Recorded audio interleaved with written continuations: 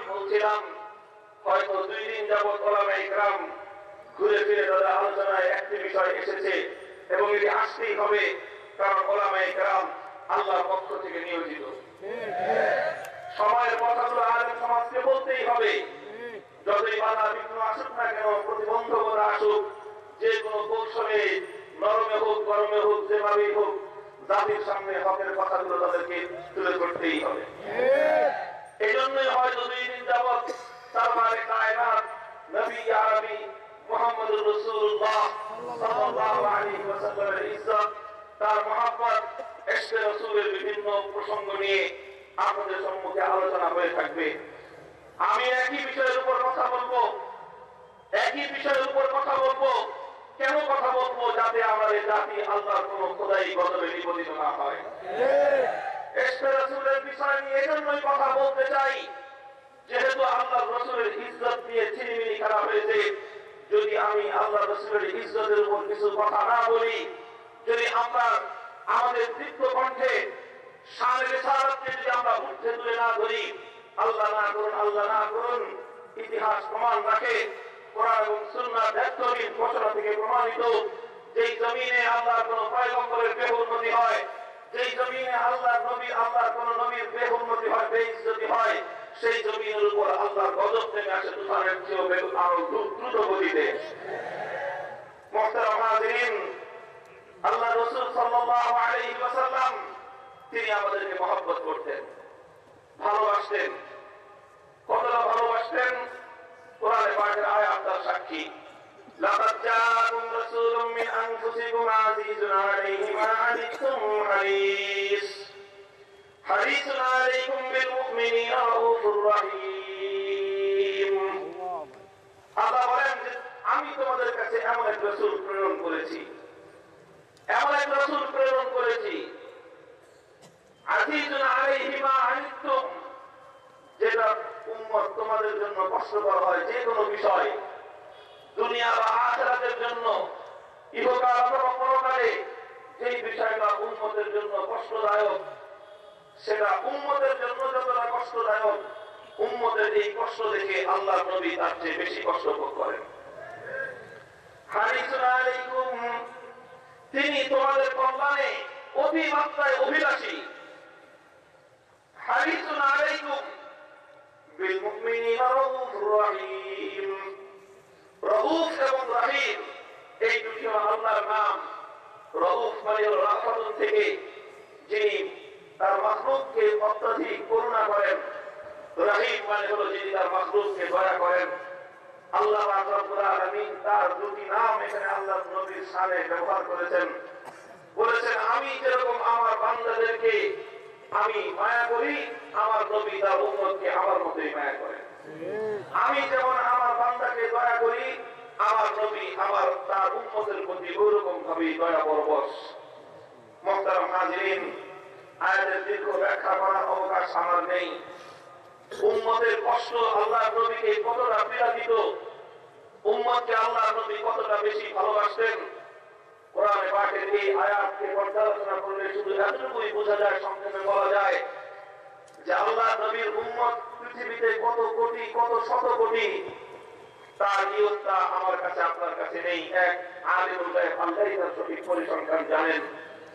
তবে শুধু এতটুকু জানা আছে, কোরআন এতটুকু ভাবে বলছে, এই যে শত শত কোটি উম্মত, এই উম্মতের মনে যত কষ্ট আছে, এই উম্মতের হৃদয়ে যত অন্ধকার আছে, এই উম্মতের দুনিয়া এবং আখিরাতে যত বিপদ এবং মুসিবত আছে, উম্মত স্বয়ং নিজেরা মুসিবতে পড়ে, উম্মত স্বয়ং বিপদের শিকার হয়ে, উম্মত স্বয়ং নিজেরা কোন সমস্যায় পড়ে যতটা তাদের হৃদয় ব্যথিত হয়, এই সমস্ত উম্মতের ব্যথায় আল্লাহর নবী তাদের চেয়েও বেশি ব্যথিত হন।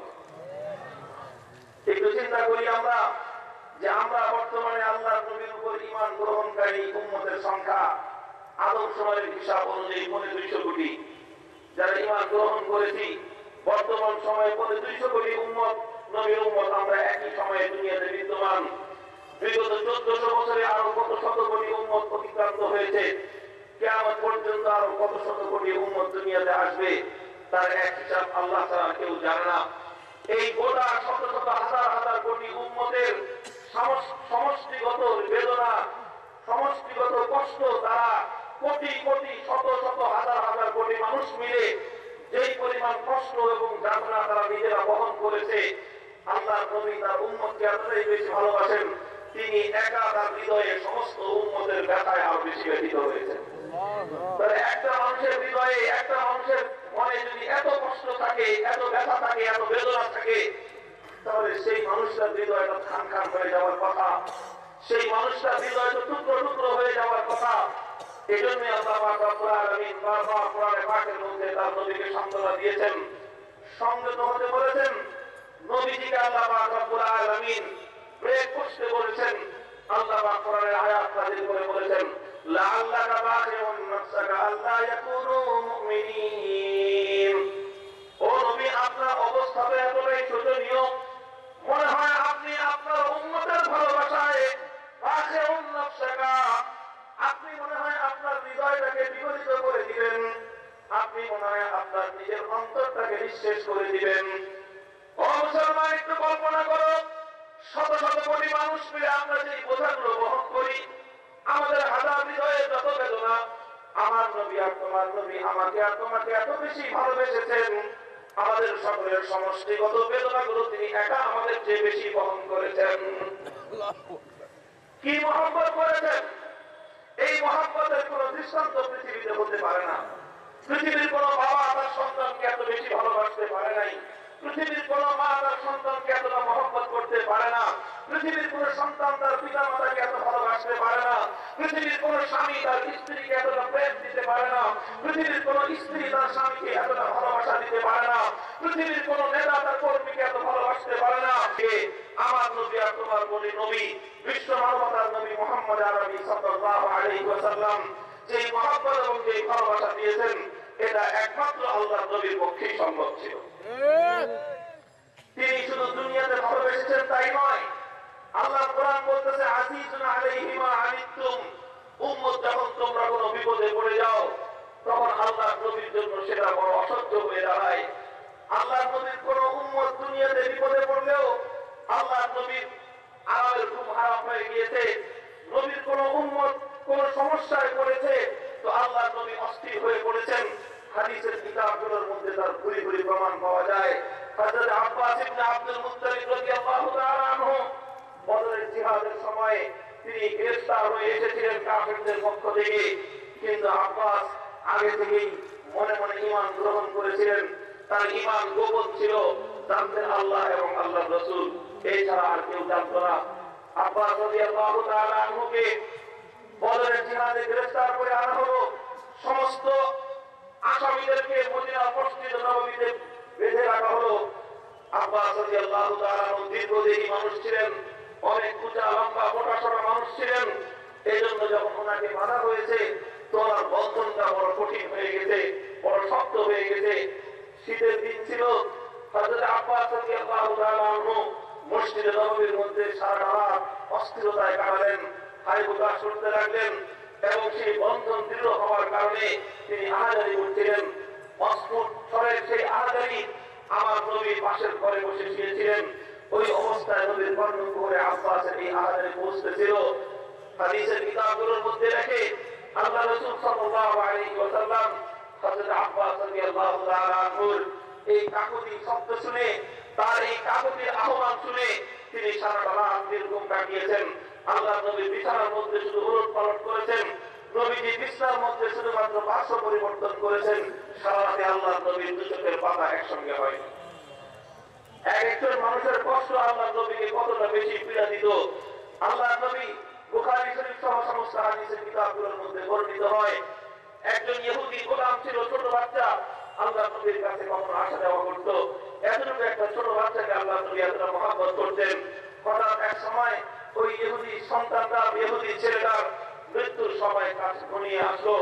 তার সাকারাতুল মউত শুরু হয়ে গেল, মৃত্যুর যন্ত্রণা তার আলামত দেখা গেল। মৃত্যু সজ্জায় শায়িত অবস্থায় আল্লাহ নবী সংবাদ পেয়ে গেলেন। নবীজি সঙ্গে সঙ্গে ইহুদির বাড়িতে গেলেন। ইহুদির বাড়িতে গিয়ে ইহুদির সন্তানটাকে হাতে ধরে বড় করুণ সুরে নবীজি তাকে আহ্বান করতে লাগলেন, যে হে বৎস, তুমি একবার কালেমা পড়ে যাও, তুমি একটিবার শুধুমাত্র কালেমা পড়ো, তোমার একবারের কালেমা পড়লে কিয়ামতের দিন আমি তোমার জন্য সুপারিশ করে জান্নাতের ব্যবস্থা করে দিব। সুবহানাল্লাহ। পাশেই ইহুদি সন্তানের বাবা উপস্থিত। সন্তান একবার আল্লাহর নবীর চেহারার দিকে তাকায়, আরেকবার নিজের বাবার চেহারার দিকে তাকায়, কি করবে? ইহুদি সে নিজেও জানতো ইহুদি ধর্মের উপরে ইন্তেকাল করলে ছেলেটা চিরস্থায়ী জাহান্নামী হবে। তখন বাবা তার চেহারার দিকে তাকিয়ে বলল, আতি আবুল কাসেম, আতি আবুল কাসেম, আতি আবুল কাসেম, হে বৎস, তুমি যদি মুক্তি চাও তাহলে তোমার বাবার অনুসরণ করে তুমি মুক্তি পাবে না। তোমার আবুল কাসেম মুহাম্মদ সাল্লাল্লাহু আলাইহি ওয়াসাল্লাম তোমাকে যা বলছেন তুমি সেটাই অনুসরণ করো। বাচ্চাটা লা ইলাহা ইল্লাল্লাহু মুহাম্মাদুর রাসূলুল্লাহ কালেমায়ে শাহাদাত পড়লো, আর সঙ্গে সঙ্গে তার রূহ বের হয়ে গেল। আমার নবীর বুকের উপর থেকে যে একটা বিশাল পাথরের বোঝা নেমে গেল। নবীজি মুচকি হাসতে হাসতে ঘর থেকে বেরিয়ে আসলেন। আল্লাহর নবীর চেহারাটা দেখলে তখন মনে হচ্ছিল যেন পূর্ণিমার রাতের চাঁদ হাসছে। এই হাসি কিসের জন্য ছিল? নিজের কোন সন্তান নয়। এই হাসি কিসের জন্য ছিল? নিজের কোন আপনজন নয়, বরং একটা ইহুদির বাচ্চাকে, একটা ইহুদির সন্তানকে মৃত্যু মুখে পতিত অবস্থায় নবীজি তাকে জাহান্নামের আগুন থেকে রক্ষা করতে পেরেছেন। এই তৃপ্তির হাসি, এটা ছিল একজন বেঈমানকে কালেমা পড়ানোর তৃপ্তির হাসি। আল্লাহ রাসূল সাল্লাল্লাহু আলাইহি ওয়াসাল্লামের জন্য প্রতিটি মুমিনের ঈমান এতটাই প্রত্যাশিত বিষয় ছিল। প্রতিটি মুমিনের ঈমান আমার নবীর চেহারায় এমন ভাবে হাসি পড়ল। যারা হাজিরিন, শুধু এই পৃথিবীতেই নয়, শুধুমাত্র এই পৃথিবীতেই নয়, আল্লাহ রাসূল সাল্লাল্লাহু আলাইহি ওয়াসাল্লাম দুনিয়া থেকে বিদায় নিয়েছেন। নবীজি যখন মৃত্যু যন্ত্রণায় সাকরাতুল মউতে নিপতিত, মৃত্যু যন্ত্রণায় যখন আল্লাহ নবী ছটফট করতেছেন, দীর্ঘ 5-7 দিন যাবৎ নবীজির এমন মারাত্মক অসুস্থতা যে মাথা তুলে দেওয়ার মতো শক্তি পর্যন্ত নেই, দুজনের কাঁধে ভর করে চলবেন সেই শক্তি পর্যন্ত নেই। ওই সময় আল্লাহ নবী উম্মতকে নিয়ে ব্যস্ত ছিলেন, বলতেছিলেন বুখারী শরীফের হাদিস, ইতুনি কিতাবান আকতুব লাকুম কিতাব, ইতুনি বিকিতাবিন আকতুব লাকুম কিতাবান লাম তাযিল্লু বা'দাহু। আমার উম্মত, তোমরা আসো আমার কাছে, খাতা কলম নিয়ে এসো, আমি তোমাদেরকে এমন কিছু কথা লিখে দিয়ে যাই, ওই কথাগুলো যদি তোমরা অনুসরণ করো তাহলে হয়তো আর কোনোদিন তোমরা বিপদগামী হবে না। তাহলে এরা অস্থির হয়ে পড়লেন। ওমর ফারুক রাদিয়াল্লাহু তাআলা অস্থির হয়ে পড়েছিলেন। ও আল্লাহর নবী, বিগত 23টা বছর রাত আর দিনকে আপনি একাকার করে দিয়েছেন আমাদের ভালোবাসায়, রাতের ঘুমকে হারাম করেছিলেন আপনি আমাদের ভালোবাসায়, দিনের বিশ্রামকে আপনি হারাম করেছিলেন আমাদের ভালোবাসায়, তাইফের ময়দানে রক্ত ঝরিয়েছিলেন আপনি আমাদের ভালোবাসায়। আপনার 23টা বছরের একটা দিন এবং একটা রাত উম্মতের পেরেশানি ছাড়া আপনার সময় কাটেনি। আর আপনি জীবন সায়ান্নে মৃত্যু সজ্জায় শায়িত অবস্থায় ছটফট করতেছেন। এখনো বুঝি আপনার উম্মতকে নিয়ে পেরেশান হতে হবে? আপনি 23 বছর উম্মতকে যা কিছু শিক্ষা দিয়েছেন এটাই উম্মতের জন্য যথেষ্ট। নবী গো, এবার আপনি একটু বিশ্রাম করুন। আল্লাহ নবী বিশ্রামে শান্ত হননি। আমার নবী ওই একই কথা বলতে বলতে বেহুশ হয়ে গেলেন। নবীজির হুশ চলে গেল, কিন্তু আল্লাহ নবীর হৃদয় থেকে উম্মতের ফিকির আর নরম চায়নি। মুহতারাম হাজিরিন, এভাবেই আল্লাহর পয়গম্বর মৃত্যু মুখে পতিত অবস্থায় ওই উম্মতকে তিনি ভুলে যাননি। মরণের সময় উম্মতকে ভুলে যাননি, জন্মের সময় আল্লাহ নবী উম্মতকে ভুলেননি, সারা জীবন উম্মতকে ভুলেননি, মৃত্যুর সময় আল্লাহ নবী উম্মতকে ভুলেননি, এবং ইনশাআল্লাহ আমাদের কঠিন ময়দানেও আল্লাহ নবী তার কোনো উম্মতকে ভুলবেন না। বরং উম্মত তার প্রতিটি করুণ সময়ে, তার উম্মত তার প্রতিটি বিপদের মুহূর্তে, উম্মত প্রতিটি সমস্যাগ্রস্ত অবস্থার মুহূর্তে, উম্মত প্রতিটি সমস্যার সময়ে, প্রতিটি বিপদের মুহূর্তে আল্লাহ নবীকে পাশে পাবে ইনশাআল্লাহ। হাদিসের মধ্যে বর্ণিত হয়, রাসূল আকরাম সাল্লাল্লাহু আলাইহি ওয়াসাল্লামকে সাহাবায়ে কেরাম প্রশ্ন করেছিলেন, ইয়া রাসূলুল্লাহ, আউয়ালিন এবং আখিরিন সমস্ত মানব জাতি একটা ময়দানে একত্রিত হবে, হাসরের ময়দান, যে ময়দানে তামাম পৃথিবীর সমস্ত মানুষ একযোগে একত্রিত হবে। কত মানুষ সেদিন হবে? লা ইয়ালামু ইল্লাল্লাহ, তার একমাত্র হিসাব কে জানেন? আল্লাহ। বর্তমান পৃথিবীতে এট এ টাইম 700 কোটি মানুষ বসবাস করছে। আদম আলাইহিস সালাম থেকে আজ পর্যন্ত কত হাজার কোটি মানুষ পৃথিবী থেকে বিদায় নিয়েছে, তার হিসাব আল্লাহ ছাড়া কেউ জানে না। আর কিয়ামত পর্যন্ত আরো কত হাজার কোটি মানুষ এই পৃথিবীতে আসবে, তার হিসাব একমাত্র কে জানেন? আল্লাহ। আর এই হাজার হাজার কোটি মানুষগুলো সব একত্রিত হবে একদিন, এক সেই ময়দানটার নাম হবে ময়দানে মাহশার। সেই ময়দানের বিভীষিকাময় অবস্থার বিবরণ দিতে গেলে কোন মানুষ স্থির থাকতে পারে না। সেই ময়দানের প্রশস্ততা কতটা হবে, ফি ইয়াউমিন কানা মিকদারুহু 50 আলফ সানা, একদিনের বিশালতা হবে 50,000 বছরের সময়। একদিনের বিশালতা হবে, পরিমাপ হবে 50,000 বছরের সমান। এটা আমার মুখের কথা নয়, স্বয়ং আল্লাহ পাক রব্বুল আলামিন কোরআনের সূরাতুল মাআরিজের মধ্যে আল্লাহ বর্ণনা করেছেন 50,000 বছরের ব্যক্তি হবে সেই একটি দিনের সমান। মুহতারাম হাজিরিন, সেই কঠিন দিন মাথার উপর থাকবে সূর্য, সূর্যের উত্তাপে মানুষের শরীর থেকে ঘাম ঝরতে ঝরতে এক মহাপ্লাবন হয়ে যাবে, সমুদ্রে পরিণত হবে। আরশ ছাড়া আর কোনো কিছুর ছায়া থাকবে না। এমন এক হাসরের ময়দানে আউয়ালিন এবং আখিরিন সমস্ত মানব জাতিকে আল্লাহ পাক একত্রিত করবেন। সাহাবী প্রশ্ন করলেন, ইয়া রাসূলুল্লাহ, সেই বিভীষিকাময় দিনে আমরা যদি কোনো বিপদগ্রস্ত হয়ে যাই তখন তো আপনাকে প্রয়োজন পড়বে, সুপারিশের জন্য আপনাকে প্রয়োজন পড়বে, আপনার শাফাআত তো আমাদের লাগবে। তখন আমরা আপনাকে পাবো কোথায়, খুঁজবো কোথায়? আমরা আপনাকে কোথায় পাবো, কোথায় খুঁজবো? আল্লাহ পয়গম্বর মুহাম্মদ আরবি সাল্লাল্লাহু আলাইহি ওয়াসাল্লাম জবাব দিলেন, উম্মতে কিয়ামতের কঠিন ময়দানে যদি তোমরা কেউ বিপদগ্রস্ত হয়ে যাও, কোনো সমস্যাগ্রস্ত হয়ে যাও, তাহলে তোমরা আমাকে তালাশ করবে, আমাকে সন্ধান করবে। কোথায় সন্ধান করবে? আমি আমার উম্মতকে হাসরের সেই কঠিন ময়দানে বিপদ থেকে মুক্ত করার জন্য, জাহান্নামের আযাব থেকে রক্ষা করবার জন্য, সুপারিশের মাধ্যমে সেই কঠিন দিনে নাজাতের ব্যবস্থা করবার জন্য আমি 3 জায়গায় আমার উম্মতের জন্য ছোটাছুটি করতে থাকবো। প্রথম যেখানে তোমরা আমাকে তালাশ করবে সেটা হলো হাউজে কাউসার। যখন আমার উম্মত কবর থেকে উঠে হাসরের ময়দানের দিকে ধাবিত হতে থাকবে, প্রতিটা উম্মতের হৃদয়ের মধ্যে, বুকের মধ্যে প্রচন্ড পানির পিপাসা থাকবে, তৃষ্ণা থাকবে। পানির পিপাসায় আমাদের বুকগুলো ফেটে যাওয়ার উপক্রম হবে। আমি রাহমাতুল আলামিন সাল্লাল্লাহু আলাইহি ওয়াসাল্লাম ওই কঠিন মুহূর্তে আমার উম্মতের জন্য হাউজে কাউসারের পেয়ালা হাতে অপেক্ষমান থাকবো। আমি যদি আমার কোন পিপাসিত উম্মতকে যখন পাবো, তখন হাউজে কাউসারের পানি দিয়ে তাদেরকে আমি তাদের পিপাসা নিবারণ করবো। তোমরা আমাকে যদি হাউজে কাউসারের পানি সন্ধান করবে, অনুসন্ধান করবে, ওখানে আমি তোমাদের জন্য হাউজে কাউসারের পেয়ালা হাতে অপেক্ষমান থাকবো। মান শারিবাহা লাম ইয়াজমা বা'দাহু আবাদা। আমার হাত থেকে আমার যে উম্মত এক পেয়ালা হাউজে কাউসারের পানি পান করার সৌভাগ্য অর্জন করবে, হাউজে কাউসারের এক পেয়ালা পানি পান করবার পর আর কোনদিন কোশ্চেন কারো তার পানির পিপাসা হবে না। তোমরা আমাকে হাউজে কাউসারের পারে অনুসন্ধান করবে। যদি এখানে না পাও, 2 নম্বর যেখানে তোমরা আমাকে তালাশ করবে সেটা হলো ওই জায়গা যেখানে বান্দার আমলনামা পরিমাপ করা হবে। মিজানের গোড়ায় তোমরা আমাকে তালাশ করবে, যেখানে সমস্ত বান্দার, সমস্ত মানুষের আমল পরিমাপ করা হবে। فأما من ثقلت موازينه فهو في عيشة راضية وأما من خفت موازينه فأمه هاوية। যার নেকির পাল্লা ভারী হবে তার ঠিকানা হবে খোদার জান্নাত, যার নেকির পাল্লা হালকা হয়ে যাবে তার ঠিকানা হবে খোদার জাহান্নাম। আল্লাহ পয়গম্বর বলে, ওই কঠিন সময়ে তোমরা আমাকে ওখানে পাবে। আমি আমার উম্মতের আমলনামা পরিমাপ করবার সময় অপেক্ষা করব। যদি দেখি আমার কোন পাপী উম্মতের আমলনামা হালকা হয়ে যায়, আমি রব্বে পাকের দরবারে সুপারিশ করে চেষ্টা করব আমলের মাধ্যমে আমার উম্মতের আমলনামাটা যদি ভারী করে দেওয়া যায়। যদি তোমরা এখানে আমাকে না পাও, সর্বশেষ তোমরা আমাকে যেখানে সন্ধান করবে সেটা হলো সর্বশেষ ঘাঁটি, সবচেয়ে কঠিন ঘাঁটি, পুলসিরাতের জায়গা। وإن منكم إلا واردها كان على ربك حتما مقضيا।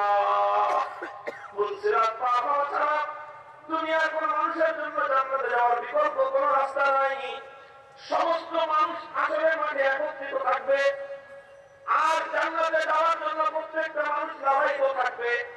হাসরের মাঠ থেকে জান্নাতের সঙ্গে লিঙ্ক সৃষ্টি হবে কেবলমাত্র পুলসিরাতের মাধ্যমে। মধ্যখানে বিশাল জাহান্নাম। যারা জান্নাতে যেতে চায় জাহান্নামটা পাড়ি দিয়ে জান্নাতে যাওয়া ছাড়া বিকল্প অল্টারনেটিভ কোনো রাস্তা থাকবে না। একটা মাত্র পথ, যেই পথের এক মাথা হাসরের মাঠে, অপর মাথা জান্নাতের দুয়ারে। সমস্ত মানুষকে ওই পুল সিরাত পার হতে হবে, জাহান্নামের উপর দিয়ে অতিক্রম করতে হবে। আল্লাহ কোরআন কসম করে শপথ করে বলেছে, ওয়া ইন মিনকুম ইল্লা ওয়ারিদুহা কানা আলা রাব্বিকা হাতমান মাকদিয়া। জাহান্নামের উপর দিয়ে পার করা ছাড়া আমার আল্লাহ পাক রব্বুল আলামিন তার কোন বান্দাকে বিকল্প কোন রাস্তায় জান্নাতে দিবেন না বলে আল্লাহ শপথ করে বলে দিয়েছেন। ওই পুল সিরাত পার হতে হবে। পুল সিরাতের নিচে ভয়াবহ দাও করে সেখানে আগুন জ্বলবে, যে আগুনের অন্ধকারে চারিদিকে কালো কুচকুচে বর্ণ ধারণ করবে। এটা দুনিয়ার সাধারণ লাল অথবা নীল আগুন নয়, 3 সহস্র বছর জাহান্নামের আগুন পুড়ে কালো কুচকুচে হয়ে আছে। এরপর থেকে জ্বলতে জ্বলতে জাহান্নামের আগুন শুধু কালো কুচকুচে বর্ণ ধারণ করছে। এজন্য আগুন থাকবে নিচে, কিন্তু সে আগুনে কোনো আলো হবে না, বরং সে আগুন আরো ঘুটঘুটে কোনো অন্ধকার সৃষ্টি করবে। সে অন্ধকারের ভিতর দিয়ে পুল সিরাত পার হতে হবে। ওয়ালাহু কালালিব, বুখারী শরীফের হাদিস। সেই পুল সিরাতের 2 প্রান্তে বড় বড় লোহার ডান্ডা থাকবে, পাকা মাথা বিশিষ্ট, বক্র মাথা বিশিষ্ট লৌহদণ্ড। সেই লৌহদণ্ডগুলো অটোমেটিক উঠানামা করতে থাকবে।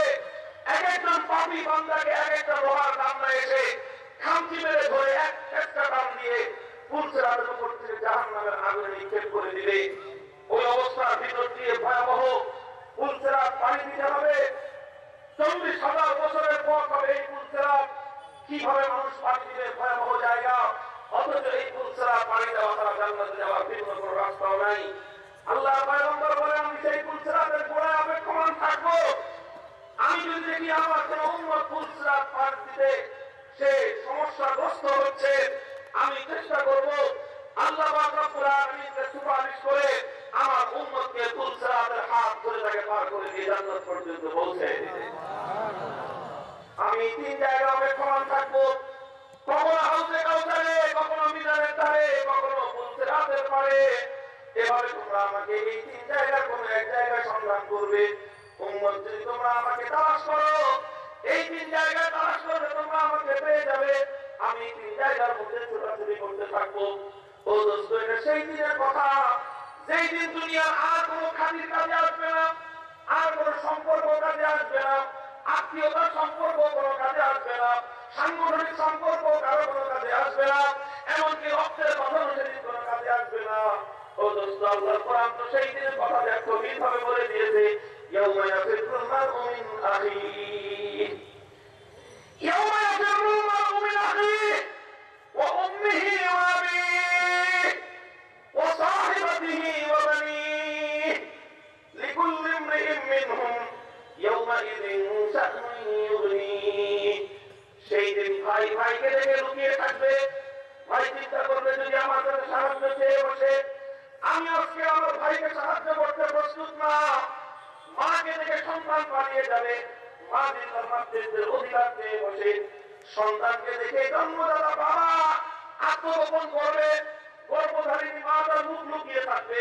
সন্তান যদি এসে মা বাবার কাছে কোনো আবদার করে বসে, মা বাবা চিন্তা করবে, সন্তানের জন্য দুনিয়াতে অনেক কিছু করেছি, কিন্তু আজকে হাসরের ময়দানে আমি নিজেই বড় বিপদগ্রস্ত, সন্তানের চিন্তা করার সময় আমার নাই। ও দোস্ত, স্বামী তার স্ত্রীকে দেখে পালিয়ে যাবে, স্ত্রী তার স্বামীকে দেখে আনন্দ মুখ লুকিয়ে রাখবে, নেতা তার কর্মীদেরকে দেখে পালিয়ে যাবে, কর্মীরা নেতার খবর নিবে না, নেত্রীর খবর নিবে না, সব দেখে একে অপরকে দেখে পালিয়ে যেতে থাকবে। ও দোস্ত, এমনকি কোন পয়গম্বর পর্যন্ত তার উম্মতের খবর নিতে পারবে না। উম্মতরা যখন পয়গম্বরের কাছে যাবে, সব নবীদের একটাই জবাব হবে, লাস্তুলাহা লাস্তুলাহা লাস্তুলাহা লাস্তুলাহা নফসি নফসি ইন্না রাব্বী ক্বাদ খাতিবা আল-ইয়াওমা গাযবান লাম ইয়াগযব ক্বাবলাহু মিসলাহু ওয়া লা ইয়াগযব বা'দাহু মিসলাহু। আজ আমার রব বড় প্রধান্বিত অবস্থায় আছে, আজকে অন্য কারো চিন্তা করার সময় আমার নাই, আমি তো আমার নিজেকে নিয়ে বড় পেরেশান আছি। আদম আলাইহিস সালামের জবাব একটাই হবে, আমি আমার নিজেকে নিয়ে পেরেশান আছি। নূহ আলাইহিস সালামের জবাব একটাই হবে, আমি আমাকে নিয়ে পেরেশান আছি। ইব্রাহিম আলাইহিস সালাম এই কথাই বলবেন, আমি আমাকে নিয়ে পেরেশানিতে আছি। হযরত মুসা আলাইহিস সালাম একই কথা বলবেন, আমি আমাকে নিয়ে পেরেশানিতে আছি। হযরত ঈসা আলাইহিস সালাম পর্যন্ত সব নবীর মুখে একটাই কথা থাকবে, রাসূলুল্লাহ নাফসি নাফসি, আমি আমাকে নিয়ে বড় পেরেশানিতে আছি। একমাত্র সত্তা এই বিশাল হাসরের ময়দানে এক সিঙ্গেল পারসন, শুধুমাত্র একজন ব্যক্তি যার মুখে আমি নিজে বড় ব্যস্ত আছি এই কথা শোনা যাবে না, নিজেকে নিয়ে আমি পেরেশানিতে আছি এই কথা শোনা যাবে না, তার মুখে শুধুমাত্র একটাই শব্দ উচ্চারিত হবে, উম্মতি ইয়া রাব্বি উম্মতি ইয়া রাব্বি উম্মতি। ও আল্লাহ, আর সব কিছুর বিনিময়ে তোমার হাবিব তার উম্মতের মুক্তি চায়। আল্লাহ নবীর জন্য মাকামে মাহমুদ প্রস্তুত। মাকামে মাহমুদ এই মহাবিশ্বের মধ্যে সর্বশ্রেষ্ঠ প্রশংসিত স্থান। ওই জায়গাটা একজন ব্যক্তি পাবে এবং সেটা একমাত্র মুহাম্মদ আরবি সাল্লাল্লাহু আলাইহি ওয়াসাল্লাম পাবেন। আরশের ছায়ার নিচে সবচেয়ে সম্মানিত জায়গাটা রিজার্ভ থাকবে আমার নবীর জন্য। কিন্তু আমার নবী মাকামে মাহমুদে গিয়ে বিশ্রাম করবেন না, আমার নবী আরশের ছায়ার নিচে বসে বিশ্রাম করবেন না। আমার নবী শুধুমাত্র আমার জন্য আর তোমার জন্য ব্যতিব্যস্ত হয়ে পুরো হাসরের ময়দানে পাগল করা হয়ে ছুটতে থাকবেন। ওরা তোমার সেজদায় লুটিয়ে পড়ে চোখের পানিতে মুখ ভাসিয়ে দিবেন। আমার আল্লাহ একসময় আল্লাহ রাব্বুল আলামিন নিজে একসময় পেরেশান হয়ে জিজ্ঞাসা করবে, বলতে থাকবে, ইয়া মুহাম্মদ ইরফা রাসাক ওয়াসাল কোদা ওয়াসফা তুসাফা। হাবিব গো, আপনার কান্না আমি আল্লাহ সহ্য হচ্ছে না, মাথা ওঠান, তা চাইবেন আজকে তাই দেব। আমার নবী বলেছেন, ইদাল্লাহ আরদা ইদাল্লাহ আরদা, তখন আমি আমার সমস্ত উম্মতকে নাজাত দেওয়া ছাড়া, আমার সমস্ত উম্মতকে জাহান্নাম থেকে মুক্ত করা ছাড়া আমি ক্ষান্ত হব না। মুহতারাম হাজিরিন, বিবরণ এগুলো আপনারা ওলামায়ে কেরামের কাছ থেকে সবসময় শুনেন বিবরণ, আর আজ এই বিবরণগুলো আবার পুনর্বার উচ্চারিত হওয়ার মতো প্রেক্ষাপট তৈরি হয়েছে। এজন্য আজকে বিবরণগুলো আবার পুনর্বার উচ্চারণ করা আমাদের জন্য জরুরি হয়ে পড়েছে। এই বিবরণগুলোর জন্য দিচ্ছি, হে উম্মতে মুহাম্মাদিয়া, আমি আবার বলছি, আল্লাহর পয়গম্বর তার উম্মতকে যে ভালোবাসা দিয়েছেন তার কোনো দৃষ্টান্ত নাই। নেতারা দেশকে ভালোবাসে, কর্মীদেরকে ভালোবাসে, অনেক ভালোবাসা আমরা দেখেছি, অনেক ভালোবাসার গান গল্প শুনেছি, লম্বা লম্বা বক্তৃতা শুনেছি, কিন্তু এইভাবে আমি বলতে পারি আমার পয়গম্বর তার উম্মতকে যে ভালোবাসা দিয়েছেন, কোন নেতা তার জনগণকে তার পক্ষপাতী একবার ভালোবাসা দিতে পারে কেউ পারে নাই, কারো পক্ষে সম্ভব না নবীর মতো উম্মতকে মহব্বত করার। কথা ঠিক না বেঠিক? এ নবী এত ভালোবাসলেন আমাকে আর তোমাকে, এ নবী তার জীবন জান উজাড় করে ভালোবাসলেন আমাকে আর তোমাকে, এ নবী জন্মগ্রহণ করে সেজদায় লুটিয়ে পড়লেন উম্মতের দরদে, এ নবী সারা জীবন তার জানকে পানি করে দিলেন উম্মতের ভালোবাসা, উম্মতের দরদে, এ নবী মৃত্যু সজ্জায় শায়িত হয়েও নিজের আখিরাতের চিন্তা নাই, নিজের কবরের চিন্তা নাই। এই নবী তার মৃত্যু সজ্জায় শুয়েও নিজের পরিবারের চিন্তা নাই, নিজের ধন সম্পদের চিন্তা নাই, মৃত্যু সজ্জায় ছটফট করতেছেন আর চিন্তা করতেছেন উম্মতের কিভাবে কল্যাণ করা যায়। এই নবী হাসরের ময়দানে চলে যাবেন, হাসরের ময়দানে গিয়ে এই নবী উম্মতকে ভুলে থাকবেন না। এই নবী যখন জান্নাতে চলে যাবেন, ওনার কসম খেয়ে বলি, জান্নাতে গিয়ে আমার নবী তার উম্মতকে মুক্ত না করা পর্যন্ত শান্তি পাবেন না। যে নবী এত মহব্বত করলেন, এত ভালোবাসলেন আর এত ভালোবাসলেন, সেই নবীর এই ভালোবাসার কোন দাবি আমার উপর তোমার উপর আছে না? আমার কাছে আর তোমার কাছে এই নবী এই ভালোবাসার বিনিময়ে নবীর প্রতি কোনো দায়িত্ব আমাদের আছে না? কি দায়িত্ব? আল্লাহ নবী এই ভালোবাসার বিনিময়ে কি চেয়েছেন তোমার কাছে আমার কাছে? টাকা পয়সা চাননি, ধন সম্পদ চাননি, নবীকে এই ভালোবাসার বিনিময়ে রাজ্য সংসার তার সিংহাসন চাননি, ক্ষমতার মসনদ চাননি। এই ভালোবাসার বিনিময়ে আল্লাহ নবীর এই ভালোবাসাটা ছিল নিঃস্বার্থ ভালোবাসা। এই ভালোবাসার বিনিময়ে তিনি উম্মতের কাছ থেকে শুধুমাত্র একটি জিনিসের দাবি করেছেন। আমি আজ এই লক্ষ জনতার বিশাল উম্মতে মুহাম্মাদিয়ার মজমাকে জিজ্ঞাসা করতে চাই, আমার নবী আমার কাছে তোমার কাছে যে জিনিসটা চেয়েছেন, সেই জিনিসটা আমি আর তুমি দেওয়ার জন্য প্রস্তুত আছি তো ইনশাআল্লাহ? আল্লাহ পাক পুরো মজমাকে কবুল করেন। আল্লাহ নবী এই ভালোবাসার বিনিময়ে কি চেয়েছেন? আল্লাহু আকবার। আমার নেতা তোমার নেতা বিশ্ব নবী মুস্তাফা, বিশ্ব নবী মুস্তাফা, আমার নেতা তোমার নেতা। আল্লাহু আকবার। আল্লাহ নবী এই ভালোবাসার বিনিময়ে কি নবীজিতে এসে একটা জিনিস চেয়েছেন, হাল জাযাউল ইহসানি ইল্লাল ইহসান, হাল জাযাউল ইহসানি ইল্লাল ইহসান। ভালোবাসার বিনিময় এই দুনিয়ার ভালোবাসা ছাড়া কিছুই হয় না। নবীজি আর কিছু চান নাই তোমার কাছে আমার কাছে। নবীজি চেয়েছেন উম্মত আমি তোমাদেরকে যেমন নজিরবিহীন ভালোবাসা দিয়েছি, উম্মত আমি যেমন তোমাদেরকে তুলনাবিহীন ভালোবাসা দিয়েছি, উম্মত আমার ভালোবাসার যেমন কোনো উপমা নেই, উম্মত আমার ভালোবাসার যেমন কোনো দৃষ্টান্ত নেই, উম্মত আমার ভালোবাসার যেমন কোনো নজির নেই, উম্মত আমার ভালোবাসার যেমন কোনো উপমা যেমন নেই, তোমরা আমাকে কেমন ভালোবাসবে? লা ইউমিনু আহাদুকুম হাত্তা আকুনা আহাব্বা ইলাইহি মিন ওয়ালিদিহি ওয়া ওয়ালাদিহি ওয়ান নাসি আজমাইন।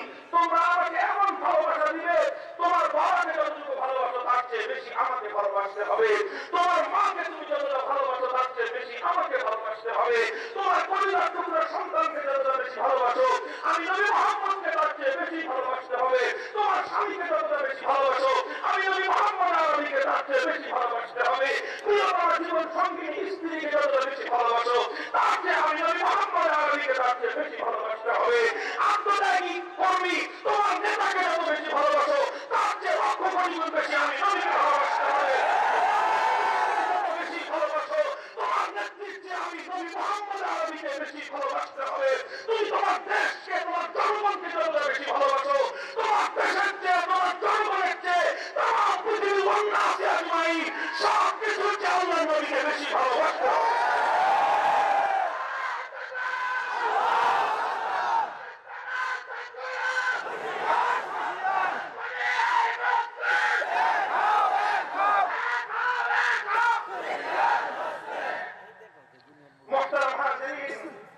দাবি ছোট্ট দাবি, বড় কোনো কথা নাই, লম্বা কোনো ওয়াজ মাহফিল নাই, আজকে আমার লম্বা কোনো ওয়াজ নাই, লেকচার নাই, ছোট্ট একটা কথা এই বিশাল উম্মতে মুহাম্মাদিয়ার মাজমাকে জিজ্ঞাসা করতে চাই যে আল্লাহ নবীকে সেই উপমহীন ভালোবাসা দিতে আমরা প্রস্তুত আছি তো ইনশাআল্লাহ?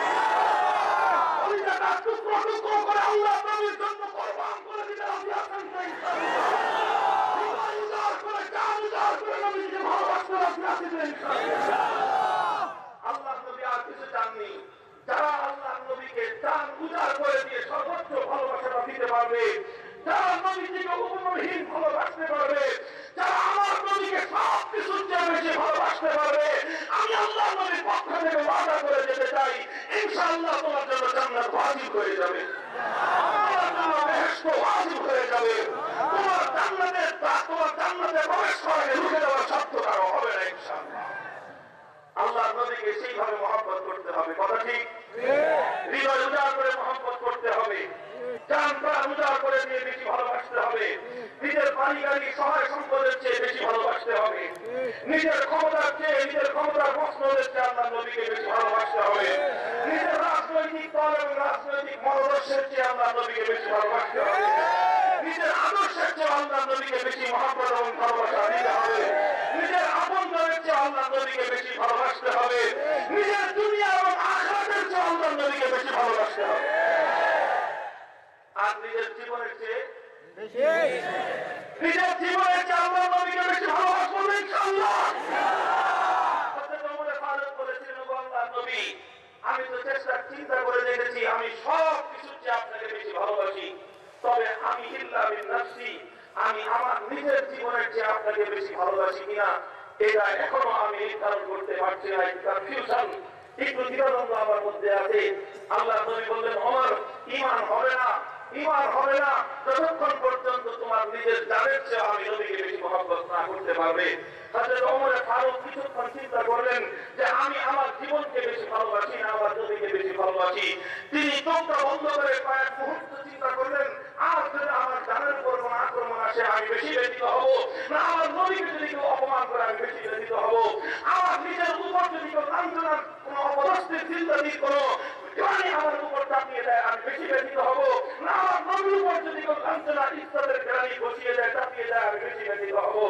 ওমর ফারুক রাদিয়াল্লাহু আনহু কিছুক্ষণ ধীরে স্থির চিন্তা করে তিনি এই সিদ্ধান্তের অন্তর থেকে জানতে পেরেন যে ওমর, তোমার মতো হাজার ওমর যদি কোরবান হয়ে যায়, তোমার মতো হাজার ওমর যদি লাঞ্ছিত হয়ে যায়, তোমার মতো হাজার ওমরের জান যদি কোরবান হয়ে যায়, আর এই সব কিছুর বিনিময়ে যদি আল্লাহর নবীর ইজ্জতের হেফাজত হয়ে যায়, ওমর এটাই তুমি ছন্দ, এটাই তো হলো তোমার সৌভাগ্য।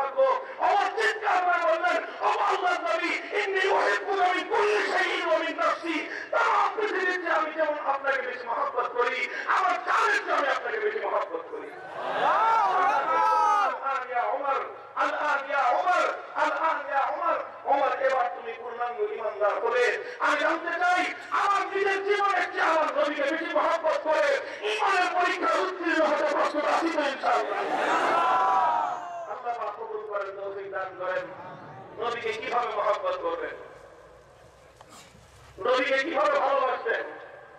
শুধু সিন্নি খাবেন, শুধু সিরাজি খেয়ে নবী আরবি সালাম আলাইকা বলে কান দিবেন, এটা দিলেই কি নবীর প্রতি মহব্বত হয়ে যাবে? না শুধু বৃদ্ধাঙ্গুল চোখের মধ্যে রেখে মুখের মধ্যে ঠোঁটের মধ্যে চুম্বন করবে পাশে কি বলেন? না ফুলের মালা গলায় দিয়ে বিশাল গাড়ির বহর নিয়ে ছুটবে নবী আল্লাহ নবীর ইজ্জতের নবীর মহব্বতের হক আদায় হয়ে যাবে?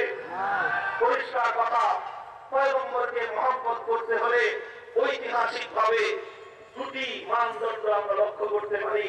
সহজ কথায় বলতে গেলে নবীকে ভালোবাসার ঐতিহাসিক ভাবে দুটি সিস্টেম আমাদের কাছে আছে। কয় সিস্টেম? দুটি পদ্ধতি। আমি সংক্ষেপে বলি, একটা পদ্ধতির নাম হলো ইহুদি পদ্ধতি, আর একটা পদ্ধতির নাম হলো সাহাবী পদ্ধতি। নবীকে মহব্বত করার একটা পদ্ধতির নাম হলো ইহুদি পদ্ধতি, আরেকটা পদ্ধতির নাম সাহাবী পদ্ধতি। আমার উম্মতে মুহাম্মদিয়ার ভাইরা, আমরা আল্লাহর নবীকে ভালোবাসবো ইহুদি পদ্ধতিতে না সাহাবী পদ্ধতিতে? আমিনু কামা আমানান নাস, আমিনু কামা আমানান নাস। আমাকে আপনাকে আমার আল্লাহ পাক রব্বুল আলামিন ডেকে ডেকে কোরআনে পাকের আয়াত নাযিল করে বলেছেন, হে আমার বান্দারা, যদি আমাকে এবং আমার নবীকে ভালোবাসতে হয়, কিভাবে ভালোবাসবে? কিয়ামত পর্যন্ত আনেওয়ালা উম্মতে মুহাম্মাদিয়ার জন্য আল্লাহ এবং তার রাসূলকে ভালোবাসার একমাত্র মানদণ্ড হলো সাহাবী ওয়ালা মুহাব্বত। সাহাবায়ে কেরামের মতো ভালোবাসতে হবে। দোস্ত, ভালোবাসার সিস্টেম হলো দুটো। ঐতিহাসিক ভাবে একটা ভালোবাসার সিস্টেমের নাম হলো ইহুদি মহব্বত, আর একটা ভালোবাসার নাম হলো সাহাবী ওয়ালা মহব্বত। ইহুদি ওয়ালা মহব্বত কেমন, সাহাবী ওয়ালা মহব্বত কেমন?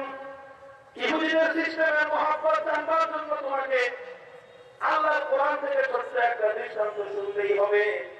ইহুদিদের নবী হযরত মুসা আলাইহিস সালাতু ওয়াস সালামকে আল্লাহ বললেন, যাও ও মুসা, তোমাকে আমি রক্ষা করলাম ফিরআউন এবং তার দলবলের নির্যাতন থেকে, তোমাকে এবং তোমার উম্মতকে আমি রক্ষা করলাম। এবার যাও নিজের বাপদাদার ভূমি সেই ফিলিস্তিন সহ সেই বাইতুল মুকাদ্দাসের এলাকা, গোটা এরিয়াকে তুমি উদ্ধার করো। ওই এলাকায় একটা দুর্ধর্ষ জাতি আমালেকা সম্প্রদায়, তারা ওখানে নিজেদের তোমাদের ভূমি দখল করে আছে। সেই হামলার বাহিনীকে উৎখাত করে নিজের মাতৃভূমি, নিজেদের পিতার ভূমিকে তোমরা পুনরুদ্ধার করো। আল্লাহর পক্ষ থেকে হুকুম আসলো নবী মুসা আলাইহিস সালাতু ওয়াস সালামের প্রতি। আল্লাহ নবী মুসা আলাইহিস সালাম উম্মতকে বললেন, চলো যাই। কি করতে যেতে হবে? আল্লাহর পক্ষ থেকে হুকুম হয়েছে নিজেদের মাতৃভূমি পুনরুদ্ধার করতে হবে, স্বাধীনতার সংগ্রাম করতে হবে। উম্মত ইহুদিরা জবাব দিল, ইযহাব আনতা ওয়া রাব্বুকা ফাকাতিলা ইন্না হাহুনা কাঈদুন। ও নবী, তুমি যাও, সঙ্গে তোমার রবকে নিয়ে যাও। যত যুদ্ধ করতে হয় তোমরা দুজন মিলে যুদ্ধ করো, আমরা এখানে অপেক্ষা করতেছি। যখন তুমি আর তোমার খোদা মিলে যুদ্ধ করে শত্রুদেরকে পরাস্ত করবে, সেই যুদ্ধের বিজয়ে, সেই যুদ্ধ বিজয়ের উদযাপন করার জন্য ফুলের মালা যেই পরিমাণ গলায় দেওয়া লাগে, আর সেই যুদ্ধ বিজয়ের উৎসব করার জন্য যেই পরিমাণ মিষ্টি খাওয়া লাগে, সব ফুলের মালা গলায় দিয়ে মিষ্টি খাওয়ার জন্য আমরা ইহুদি উম্মতরা প্রস্তুত। যুদ্ধ করবে কে? যুদ্ধ করবে আল্লাহর নবী, মিষ্টি খাবে উম্মত। যুদ্ধ করবে, ঝুঁকি নেবে আল্লাহর নবী, ফুলের মালা গলায় দিবে উম্মত। রক্ত দিবে আল্লাহর নবী, আর সেই রক্তের উপর কাস্তানা দিয়ে পেশ করে যেই বিজয় আসবে, সেই বিজয়ের উৎসব উদযাপন করবে উম্মত। এটা হলো নবীকে ভালোবাসার ইহুদি সিস্টেম। ঝুঁকি নেবে আল্লাহর নবী, যুদ্ধ করবে আল্লাহর নবী, লড়াই করবে আল্লাহর নবী, রক্ত দিবে আল্লাহর নবী, বিজয় করবে আল্লাহর নবী। আর বিজয়ের উৎসবের সময় ফুলের মালা গলায় দিয়ে জিলাপি, আমিত্তি সব যত ধরনের সিন্নি খাওয়া লাগে সব সিন্নি খাবে উম্মত। এইভাবে নবীকে মহব্বত করার পদ্ধতিটা কাদের? মুহতারাম হাজিরিন, আল্লাহর কোরআন এভাবেই বলতেছে, ফাযহাবান্তা ওয়া রাব্বুকা ফাকাতিলা ইন্না হাহুনা কাঈদুন। আল্লাহ পয়গম্বর মুসা আলাইহিস সালাতু ওয়াস সালাম তাদের উপর বিরক্ত হয়ে গেলেন। ইতিহাস সামনে আর বলার প্রয়োজন নাই। কষ্ট করবে আল্লাহর নবী, মিষ্টি খাবে উম্মত, রক্ত দিবে আল্লাহর নবী, ফুলের মালা গলায় দিয়ে আনন্দ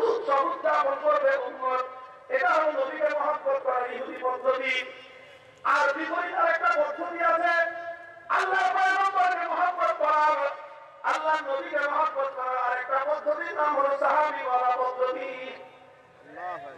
সাহাবীদের পদ্ধতিটা কি ছিল? ওইটা হাদিসের কিতাব, কোন হাদিসের কিতাব তুমি ছিল? বুখারী শরীফ, উল্টা বুখারী শরীফ, মুসলিম শরীফ, আবার উল্টা মুসলিম শরীফের কোন হাদিসের কিতাব তোমার কাছে পড়তে মনে চায় সেই হাদিসের কিতাব থেকে বাধা উল্টাও। জিহাদের অধ্যায় পড়ো, মাদাসিন নবী সাল্লাল্লাহু আলাইহি ওয়াসাল্লাম থেকে ইতিহাস পড়ো। বেশি দূর যাওয়ার দরকার নাই, নবীর জীবনের প্রথম জিহাদ বদরের জিহাদের ইতিহাস পড়ো। আল্লাহ নবীর চেহারা মলিন হয়ে আছে, কারণ সঙ্গে মাত্র 313 জন নিরস্ত্র অসহায় সাহাবী, তাদের হাতে তরবারি নাই। 313 জন সাহাবীর মধ্যে অল্প কয়েকজনের হাতে তরবারি, আর বাকিদের হাতে শুধুমাত্র খেজুরের ডাল। 313 জন সাহাবী, করা হলো মাত্র দুটো, 70টা উট, আর বাকি সাহাবায়ে কেরাম পদাতিক। অধিকাংশ সাহাবায়ে কেরাম এমন, তাদের পেটের মধ্যে দুবেলা খাবার জুটে না। অধিকাংশ সাহাবায়ে কেরাম এমন, তাদের শরীরের মধ্যে যুদ্ধের পোশাক থাকবে দূরের কথা, সাধারণ একটা গায়ের মধ্যে গায়ে দেওয়ার মতো চাদর পর্যন্ত নাই। অধিকাংশ সাহাবায়ে কেরাম এমন ছিলেন যারা এক কাপড়ে জীবন যাপন করতেন। হযরত হামজা ইবনে আব্দুল মুত্তালিব রাদিয়াল্লাহু আনহু, হযরত মুসআব ইবনে উমাইর রাদিয়াল্লাহু তাআলা আনহু সহ অনেক সাহাবায়ে কেরাম এমন ছিলেন যাদের শরীরের মধ্যে একটা কাপড় পরিধান করার পর দ্বিতীয় কাপড় পরিধান করার সামর্থ্য ছিল না। এই সমস্ত সাহাবীকে নিয়ে আল্লাহর নবী যুদ্ধের ময়দানে হাজির। অপরদিকে আবু জাহলের নেতৃত্বে 1000 দুর্ধর্ষ সশস্ত্র যোদ্ধা, 1000 যোদ্ধা, তাদের সঙ্গে 300 ঘোড়া, 700 উট, প্রত্যেকের হাতে নতুন চকচকে তরবারি, ঢাল, লোহার টুপি, লৌহবর্ম শিরস্ত্রাণ, আধুনিক অস্ত্র শস্ত্রে সজ্জিত 1000-এর বিশাল বাহিনী। আমার নবী বিচলিত হয়ে পড়লেন। এই বিশাল বাহিনীর মোকাবেলায় আমার এই নিরস্ত্র অসহায় সাহাবীগুলো কিভাবে লড়াই করবে? এরা যদি আজকে ভীত সন্ত্রস্ত হয়ে যায়, এরা যদি আজকে যুদ্ধ করতে ভয় পেয়ে যায়, আর এই লোকগুলো যদি আজকে ময়দান থেকে পালিয়ে যায়, তাহলে চিরদিনের জন্য আমার দিনের ঠান্ডা প্রস্ফুটিত হয়ে যাবে। এই চিন্তা করছেন আল্লাহর নবী, আর নবীর চেহারার মধ্যে রাজ্যের সমস্ত কষ্ট, দুশ্চিন্তাগুলো ভর করে আছে। আমার নবীর চেহারা দুঃখ ভারাক্রান্ত মলিন অবস্থায়। মুহতারাম হাজিরিন, ওই সময়ে অনেক সাহাবায়ে কেরাম নবীর এই দুঃখ ভারাক্রান্ত মলিন মুখমণ্ডল থেকে তারা সহ্য করতে পারলেন না। হযরত মিকদাদ ইবনে আমর রাদিয়াল্লাহু তাআলা আনহু নামক একজন সাহাবী, তিনি আল্লাহর নবীর সামনে আসলেন। সমস্ত সাহাবীদেরকে লক্ষ্য করে বললেন, আমি তোমাদের পক্ষ থেকে নবীজিকে একটা কথা বলতে চাই। তোমরা যদি আমার সঙ্গে একমত থাকো তাহলে তোমরা আমার সঙ্গে সুরে সুর মিলাবে। মিকদাদ ইবনে আসওয়াদ বললেন, ও আল্লাহর নবী, ওয়াল্লাহি ইন্না লা নাকুল কামা ক্বালাত বানু ইসরাঈল লিমূসা, ইযহাব আনতা ওয়া রাব্বুকা ফাকাতিলা ইন্না হাহুনা ফাইদুন। ও আল্লাহর নবী, আজ আপনার সঙ্গে আপনার যে সমস্ত সাহাবীরা আছে তারা মুসা নবীর উম্মত, ইহুদিদের মত নয়, বরং তারা আখিরি পয়গম্বরের উম্মত সাহাবীরা। সুতরাং আজ আমরা আপনাকে ওই কথা বলবো না যে কথা ইহুদিরা মুসা আলাইহিস সালামকে বলেছিল, ইযহাব আনতা ওয়া রাব্বুকা ফাকাতিলা, তুমি আর তোমার খোদা দাও যুদ্ধ করো। আজকে আপনার সাহাবীরা আপনাকে ওই জবাব দিবে না, বরং আপনাদের সাহাবীদের জবাব হলো, ইযহাব আনতা ওয়া রাব্বুকা ফাকাতিলা ইন্না মা'াকুমা মুকাতিলুন। ও আল্লাহর নবী, আপনি সামনে চলেন, আপনার রব আপনার সঙ্গে আছে, আর আমরা প্রত্যেকটি সাহাবী জীবন দেওয়ার জন্য আপনার সঙ্গে যান কোরবান করে হাজির আছি। ওয়াল্লাহি ইন্না নুকাতিলু আন ইয়ামিনিকা ওয়া আন শিমালিকা ওয়া আন আমামিকা ওয়া আন খালফিকা। নবী গো, ডান দিক থেকে যদি কেউ আপনার উপর আঘাত করতে আসে, আপনার সাহাবীরা আপনার ডানে আছে। বাম দিক থেকে কেউ যদি আপনার দিনকে ধ্বংস করতে আসে, আপনার সাহাবীরা বাম দিকের আক্রমণ রুখে দিবে। সামনের দিক থেকে যদি কোনো গুনাহগার আপনার উপর আক্রমণ করতে আসে, আপনার সাহাবীরা পক্ষ থেকে আপনার উপর আক্রমণকে রুখে দিবে। পেছন দিক থেকে কোনো গুনাহগার যদি আপনার উপর আঘাত করতে আসে, আপনার সাহাবায়ে কেরাম মানব প্রাচীর তৈরি করে আপনাকে হেফাজত করবে, জানগুলো আপনাদের কোরবান করে দিবে। ওনার কসম নবী গো, আপনার এক উম্মত বেঁচে থাকতে আপনার উপর একটা ফুলের টোকা রাখতে দেবে না। নবীজি, আপনি যদি আজকে আমাদেরকে হুকুম করেন, আমার সাহাবীরা তোমরা সামনের দিকে চলো, আমরা সামনেই বলতে থাকবো, আমরা পিছন ফিরে তাকাবো না। আপনার হুকুম পালন করতে গিয়ে আমরা সামনে অগ্রসর হতে থাকবো। সামনে অগ্রসর হতে গিয়ে যদি দেখি বিশাল অগ্নিকুণ্ড আমাদের সামনে চলে এসেছে, ওনার কসম আমরা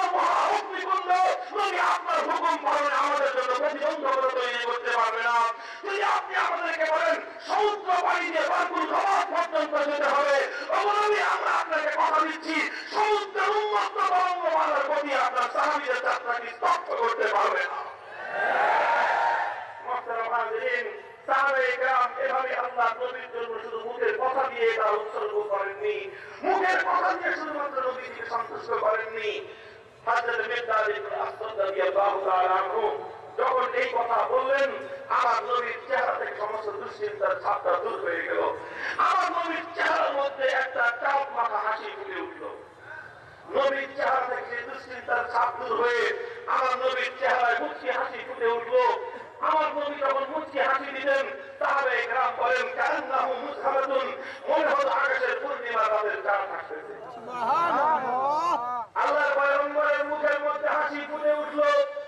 মিকদাদ ইবনে আসওয়াদের কথায় সমস্ত সাহাবায়ে কেরামরা উজ্জীবিত হয়ে উঠলেন। তারা নবীকে আশ্বস্ত করলেন, ও পয়গম্বর, আজ আপনার ডানে বামে সামনে পিছনে চতুর্দিক থেকে আমরা আছি, আপনাকে ছেড়ে আমরা পশ্চাৎপদ হব না। জীবন দিয়ে শাহাদাতের মৃত্যুর আলিঙ্গন করতে আমরা প্রস্তুত। বিরোধা প্রদর্শন করে ময়দান থেকে একজন পরিমাণ পিছপথে আমরা প্রস্তুত না। আল্লাহর পয়গম্বর সাহাবায়ে কেরামের কথাগুলো শুনবার পর নবীজির মন থেকে সমস্ত দুশ্চিন্তাগুলো দূরীভূত হয়ে গেল। আমার নবীর চেহারার মধ্যে চাঁদ মাখা হাসি খানা ফুটে উঠল। ও দোস্ত, আল্লাহর নবীর মুখের মধ্যে এতটুকু হাসি, আমার নবীর ঠোঁটের মধ্যে এতটুকু মুচকি হাসি একজন সাহাবীর জন্য কত মূল্যবান ছিল, একজন সাহাবীর কাছে কত বেশি দাম ছিল। ও দোস্ত, বুখারী শরীফের কিতাবুল মাগাজি দ্বিতীয় খণ্ডের হাদিসের কিতাব পড়তাও। হযরত আব্দুল্লাহ ইবনে মাসউদ রাদিয়াল্লাহু তাআলা আনহু আসবাহু সাহাবায়ে ওয়াল উলামায়ে আরবা'a, চার খলিফার পরে সমস্ত সাহাবায়ে কেরামের মধ্যে, পুরো উম্মতের মধ্যে আল্লাহর কোরআন এবং নবীর হাদিসের ইলম সবচেয়ে বেশি সেই মহান সাহাবীর কাছে ছিল। সমস্ত সাহাবায়ে কেরাম যে ব্যাপারে একমত ছিলেন, সেই মহান সাহাবীর নাম হলো আব্দুল্লাহ ইবনে মাসউদ রাদিয়াল্লাহু আনহু। সেই মাসউদ বলতেন, চার যুগ ভরাইলেন, চার সিনেমা ভরাইলেন, যিনি আল্লাহ নবীর সঙ্গে দীর্ঘ 23টা বছর পর্যন্ত শাহাদাত অবলম্বন করেছেন। নবীর সঙ্গে ঘরে বাইরে সফরে বিভিন্ন জায়গায় তিনি একান্ত ছায়ার মতো হয়ে সঙ্গী হয়ে থাকতেন, যার উপাধি হলো সাহেবুদ দুহুর ওয়াল আলাইহি ওয়াল বিসাদা। সেই ইবনে মাসউদ বলেন, লাকাদ শাহিদতু মিনাল মিকদাদি মাশহাদান লা আন আকুনা সাহিবাহু আহাব্বা ইলাইয়া মিম্মা উদিলা বিহি। ওলামায়ে কেরাম শুনো, ইসকে রাসূলের নাজরানা, আমার মুত্তাসা তালেবের বন্ধুরা, তোমরা গভীর মনোযোগ সহকারে শোনো। আল্লাহর নবীকে আমাদের হানাফি মাযহাব যার সেই সাহাবীর মাধ্যমে প্রতিষ্ঠিত, যার মূল দর্শনকে কেন্দ্র করে, যার তাফাক্কুরকে কেন্দ্র করে হযরত আল্লামা ইব্রাহিম নাখাই, মুহাম্মদ ইমামে আযম নোমান ইবনে সাবিত, ইমাম আবু হানিফা রাহমাতুল্লাহি আলাইহি, ইবনে মাসউদ রাদিয়াল্লাহু তাআলা আনহুর সূত্রেই আল্লাহর নবীর এই সিফাতকে পরবর্তীতে সংকলন করেছে। ওটার নাম হলো ফিকহে হানাফি। ফিকহে হানাফি শুধুমাত্র ফিকহের মাসলা শিখলে চলবে না, ফিকহে হানাফির মূল সূত্র ইবনে মাসউদ থেকে ইসকে রাসূলের শিক্ষাও নিতে হবে। ইসকে রাসূলের শিক্ষাও নিতে হবে, কথা ঠিক না বেঠিক? হযরত ইবনে মাসউদ বলেন যে লাকাদ শাহিদতু মিনাল মিকদাদি মাশহাদান লা আন আকুনা সাহিবাহু আহাব্বু ইলাইয়া মিম্মা উদিলা বিহি। ওমরের দিন আমি মিকদাদের একটা দৃশ্য এমন দেখেছি, মিকদাদের এমন একটা দৃশ্য দেখেছি। কি দৃশ্য? যে মিকদাদ এমন একটা কথা বলেছিল, সেই কথায় আমার নবীর মলিন মুখ থেকে মলিনতা দূর হয়ে গিয়েছিল। আমার নবীর হৃদয় থেকে সমস্ত দুশ্চিন্তাগুলো দূর হয়ে আমার নবীর মলিন মুখের মধ্যে হাসি ফুটে উঠেছিল। আমি বলতেছি, ও মিকদাদ, লা নাকুনা সাহিবাহু, ও মিকদাদ, তুই আমাকে শুধুমাত্র এই একটা আমল দিয়ে দিবি, আমাকে শুধুমাত্র একটা আমল তুই দিয়ে দিবি। কি আমল? ওই যে তুই আমার নবীর পেরেশানি মুখে, আমার নবীর মলিন মুখে তুই হাসি ফুটিয়েছিলি, এই আমলটা তুই আমাকে দিয়ে দে। এর বিনিময়ে তুই কি চাস? তুই চাস আমি সব দিতে রাজি আছি। আমার সারা জিন্দগির সমস্ত সম্পদ যদি তুই চাস, হাসি মুখে দিয়ে দেবো। আমার জিন্দগির সমস্ত নেক আমল যদি তুই চাস, সমস্ত নেক আমলগুলো আমি দিয়ে দিব। ইমাম ইবনে হাজার আসকালানী রাহমাতুল্লাহি আলাইহি ফাতহুল বারীর মধ্যে এই হাদিসের ব্যাখ্যায় লিখেছেন, আহাব্বু ইলাইয়া মিম্মা উদিলা বিহি মিনাদ দুনিয়াবিয়াত ওয়াল উখরাবিয়াত। হযরত ইবনে মাসউদ মিকদাদকে বলতেছেন, ও মিকদাদ, দুনিয়ার সমস্ত সম্পদ দিয়ে আমার সমস্ত আমল নামাজ রোজা হজ যাকাত সব নিয়ে যদি তোর মন না ভরে, তাহলে আল্লাহ পাক আমার জন্য আখিরাতে যে জান্নাতটা রেখেছেন ওই জান্নাতটা দিয়ে দিতে আমি তোকে রাজি আছি। আমার জান্নাতের দরকার নাই রে বেটাল, আমি শুধুমাত্র আমার নবীর একখানা দাঁত মাখা মুখের হাসি পেতে চাই।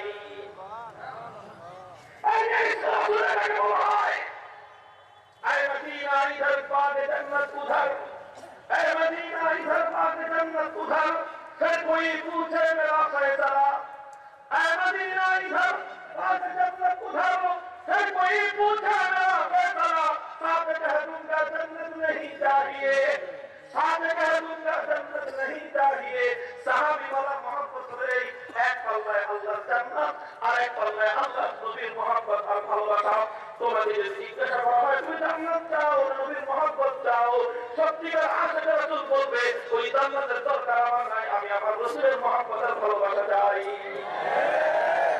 আল্লাহ নবীকে রাসূলের মোহব্বত করতে হবে আসলে ইনশাআল্লাহ।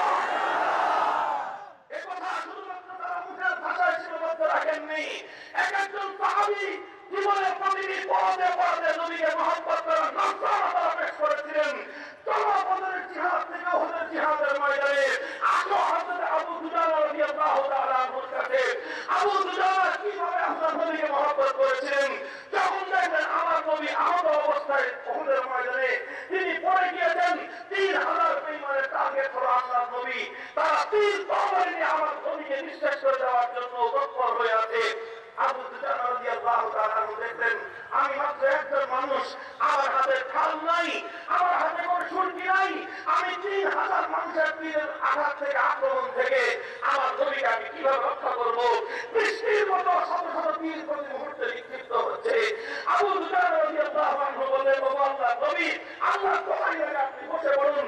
নবীজিকে নিজের মাটিতে বসায় দিলেন। আবু দুজানা নবীজিকে বসিয়ে দিয়ে নিজে আল্লাহর নবীর উপর উপর হয়ে পড়ে গেলেন। উপর হয়ে পড়ে থাকা অবস্থায় সামনের দিক থেকে যতগুলো তীর নিক্ষিপ্ত হলো আবু দুজানার গোটা পিঠের মধ্যে তীর ছত্র হয়ে গেল। পেছন দিক থেকে যতগুলো তীর নিক্ষিপ্ত হলো আবু দুজানার দুই রানের মধ্যে বিদ্ধ হলো। ডান দিক থেকে নিক্ষিপ্ত তীরগুলো ডান হাতে বিদ্ধ হলো, বাম দিক থেকে নিক্ষিপ্ত তীরগুলো বাম হাতে বিদ্ধ হলো। এভাবে সারা শরীর তীরের আঘাতে আঘাতে চামড়ির মধ্যে ঠাট্টা হয়ে গেল। On the spot Abu Dujana শাহাদাতের মৃত্যুকে আলিঙ্গন করলেন। ওই অবস্থায় জীবন চলে গেল, শাহাদাত বরণ করলেন, শহীদের মৃত্যুকে আলিঙ্গন করলেন, কিন্তু আমার নবীর গায়ের মধ্যে একটা তীর আঘাত লাগতে দেন নাই। মুহতারাম হাজিরিন, এই মহব্বত এই ভালোবাসা প্রত্যেকজন সাহাবায়ে কেরামের দিলের মধ্যে ছিল। হযরত খুবাইব ইবনে আদি রাদিয়াল্লাহু তাআলা আনহু ইতিহাস পড়ো, সাহাবায়ে কেরামের আসহাবে রাসূলের জীবন কথা পড়ো। হযরত খুবাইব ইবনে আদি রাদিয়াল্লাহু আনহু বদরের জিহাদের মধ্যে বড় বীরত্বপূর্ণ ভূমিকা পালন করেছিলেন। কাফেরদের ওনার প্রতি একটা ক্ষোভ ছিল, সুযোগের অপেক্ষায় ছিল যে কোনোভাবে খুবাইবকে যদি পাকড়াও করা যায় তাহলে বদরের যুদ্ধে বীরত্বপূর্ণ ভূমিকার প্রতিশোধ আমরা গ্রহণ করব। ঘটনাচক্রে 10 জন সাহাবী একটা অভিযানে গিয়ে তারা 7 জনের শাহাদাত করলেন। 3 জন কাফেরদের কাছে ধরা পড়ে গেলেন। 3 জনের মধ্যে একজন হলেন হযরত খুবাইব ইবনে আদি। খুবাইবকে বেঈমান বানিয়ে মক্কার সেই মুশরিকদের কাছে বিক্রি করে দিল। মক্কার কুরাইশরা চড়া দামে খুবাইব ইবনে আদিকে কিনে নিয়ে তার কাছ থেকে নিজেদের পূর্বপুরুষদের হত্যার প্রতিশোধ নেওয়ার জন্য শুলিতে চড়ালো। ফাঁসির কাস্টে ঝুলিয়ে হযরত খুবাইব ইবনে আদিকে তারা প্রশ্ন করলো। লক্ষ্য করে শুনুন, খুবাইব ইবনে আদিকে তারা প্রশ্ন করলো, ও খুবাইব, একটা প্রশ্নের জবাব দাও। আজ যদি তোমাকে এই ফাঁসি কাস্ট থেকে মুক্তি দিয়ে দেওয়া হয় আর তোমার এই জায়গায় যদি তোমার নবী মুহাম্মদকে ঝুলিয়ে দেওয়া হয় তাহলে তুমি এতে সম্মতি, তোমার সম্মতি আছে কিনা? তোমার সম্মতি আছে কিনা শুধু মুখে বলতে হবে। তোমার নিজের জায়গায় নবী মুহাম্মদকে আনতে হবে না, তোমার জায়গায় নবী মুহাম্মদকে ফাঁসির দড়িতে ঝোলাতে হবে না। শুধু এতটুকু মৌখিকভাবে তোমাকে বলতে হবে যে হ্যাঁ, আমি যদি মুক্তি পেয়ে আমার নবীর যদি ফাঁসি হয়ে যায় তাহলে এটা আমার সম্মতি আছে, তাহলে আমরা তোমাকে মুক্ত করে দিব। ইতিহাস কি বলে, হাদিসের কিতাবগুলো কি বলে, উল্টো খুবাইব ইবনে আদি রাদিয়াল্লাহু তাআলা বলেছিলেন, ও বেঈমানের দল, তারা পরিষ্কার ভাষায় শুনে রাখ, আমার জানের বিনিময়ে আল্লাহর নবীর জান যাবে আর তাতে আমি সম্মতি থাকবো, সেটা তোরা প্রশ্ন করছিস। আমি তো আল্লাহকে সাক্ষী রেখে তোদেরকে বলতে চাই, আমার জীবনের বিনিময়ে আল্লাহর নবীর জীবন দেওয়া তো দূরের কথা, আমার নবীর পায়ের তলায় ছোট্ট একটা কাটা বৃক্ষ হবে আর এর বিনিময়ে আমার জীবন রক্ষা হবে। তার কথা খেয়ে বলি, আমাকে যদি আল্লাহ 1000টা জীবন দান করেন আমি 1000 জীবন দিতে আমার নবীর পায়ের তলায় ছোট্ট একটা কাটা বিদ্ধ হয়ে আমার নবী সামান্য একটু যন্ত্রণা পাক সেটা সহ্য করার ক্ষমতা আমার নাই। এটাকে বলা হয় ইশকে রাসূল। এই ইশকে রাসূল শুধুমাত্র বড় বড় সাহাবায়ে কেরামের হৃদয়ে ছিল তাই না, ঘরের মধ্যে এক একজন মহিলা সাহাবীদের হৃদয়ের মধ্যে একই মহব্বত আর ভালোবাসা ছিল। হাদিসের কিতাব থেকে আপনারা ঘটনা শুনেছেন, ওলামায়ে কেরামের বিবরণ থেকে অসংখ্যবার হয়তো এই ঘটনা শুনেছেন, কিন্তু এই ঘটনা যতবার শুনবো ততবার আমাদের মধ্যে নবী প্রেম নতুন করে উজ্জীবিত হবে। ওদের জিহাদ থেকে যখন সংবাদ ছড়িয়ে পড়লো, গুজব ছড়িয়ে পড়লো, মুহাম্মদ আল্লাহ নবী শাহাদাত বরণ করেছেন, গোটা উহুদের ময়দান থেকে বাচ্চারা নারীরা পর্যন্ত পাগল করা হয়ে উহুদের থেকে ছুটতে আরম্ভ করলেন। এক আনসারী খাতুন, এক আনসারী মহিলার ইতিহাস হাদিসের পাতাগুলোর মধ্যে লেখা হয়, তিনি ছুটতে আরম্ভ করলেন উহুদের ময়দানের দিকে। প্রতিমধ্যে কেউ তাকে খবর দিল, হে মহিলা তুমি কোন দিকে ছুটতেছো? বলে উহুদের দিকে ছুটতেছি, শুনেছি আমার নবীর নাকি সমস্যা হয়ে গেছে, আমি অস্থির হয়ে গেছি। কেউ বলতো তোমার বাবা তো শহীদ হয়ে গেছে। মহিলা বলতে আরম্ভ করে আমার বাবা শাহাদাত বরণ করেছে, আল্লাহ জান্নাত নসিব করে, বলো আমার বাবার নবী কেমন আছে? আরেকটু অগ্রসর হওয়ার পরে কেউ বলতো তোমার স্বামী শহীদ হয়ে গেছে। মহিলা বলে আমার স্বামীকে আল্লাহ জান্নাত নসিব করুন, বলো আমার নবী কেমন আছে? আরেকটু অগ্রসর হওয়ার পর বলে তোমার সন্তান শহীদ হয়ে গেছে। মহিলার একই কথা, আমার সন্তানকে আল্লাহ জান্নাত নসিব করুন, বলো আমার নবী কেমন আছে? কেউ কোনো কথা বলতে পারে না, পাগলি হয়ে মহিলা ছুটতেছে তো ছুটতেছেই। তার বাপ চলে গেছে, তার স্বামী চলে গেছে, তার সন্তান চলে গেছে, তার ভাই শাহাদাত বরণ করেছে। এক মহিলার জিন্দেগিতে চারজন পুরুষের আশ্রয় থাকে। প্রথমে থাকে মহিলা তার বাবার আশ্রয়ে, বাপ মারা গেলে ভাইয়ের আশ্রয়ে, ভাইয়ের কাছ থেকে বিদায় হয়ে তার স্বামীর আশ্রয়ে, স্বামী মারা গেলে পরে তার সন্তানের আশ্রয়ে। এক মহিলা তার জিন্দেগির চার আশ্রয়, চার সহায় হারিয়ে ফেলেছে। মুখে কখনো তার একটাই কথা, বলো আমার নবী কেমন আছে? কেউ একজন বলল না আমার নবী এখনো শাহাদাত বরণ করেননি, খবরটা ভুয়া ছিল, আমার নবী হায়াতে আছেন। মহিলা চিন্তা করে বলতেছেন তোমার সংবাদে আমার বিরক্ত হবে না, শান্ত হব না, আমার নিজের চোখে আমার নবীকে দেখাও। নবী যেখানে শুনেছিলেন মহিলাকে আল্লাহ নবীর কাছে নিয়ে যাওয়া হলো, তিনি চিন্তা করে বলে উঠলেন আমার নবীর চার পাখা মুখটা দেখার সঙ্গে সঙ্গে ওয়াকুল্লু মুসিবাতিন বা'দাকা জাররি ইয়া রাসূলুল্লাহ, ওয়াকুল্লু মুসিবাতিন বা'দাকা জাররি ইয়া রাসূলুল্লাহ, কুল্লু মুসিবাতিন বা'দাকা জাররি ইয়া রাসূলুল্লাহ। ও আল্লাহর নবী, বাপ হারিয়েছি, বেদনা আমার বুকের মধ্যে আমি কবর দিলাম। স্বামী সন্তান হারিয়েছি, সমস্ত বেদনা আমার বুকের মধ্যে কবর দিলাম। ভাই বন্ধু হারিয়েছি, সমস্ত বেদনা বুকের মধ্যে কবর দিলাম। আপনার চার পাকা মুখটা দেখার সঙ্গে সঙ্গে খোলার কসম, আমার মনে আর কোনো ব্যথা নাই, আর কোনো বেদনা নাই। আমার নবী জিন্দা আছেন, আমার জিন্দগির জন্য এটাই যথেষ্ট। আমার জিন্দগিতে আর কিছু লাগবে না। আমার নবীর ইজ্জত হেফাজতে আছে, আমরা এছাড়া কিছুই চাই না। মুহতারাম হাজিরিন, শুধু একজন সাহাবী একজন মহিলা নয়, একটা বাচ্চা বাচ্চা সাহাবায়ে কেরাম আমার নবীকে এমন ভাবে ভালোবাসতেন, বিশ্বাস না হয় আমার আবু বুখারী শরীফ, বুখারী শরীফ ভালো উম্মত আজ বুখারী শরীফকে তোমরা বানিয়েছে শুধুমাত্র বিতর্কের জন্য। তোমরা বুখারী শরীফ পড়ো, উম্মত আজ তোমরা শুধুমাত্র নামাজের আমিন করে বলবার আসতে বলবার বিষয়কে নিয়ে বুখারী শরীফকে মধ্যখানে আনো।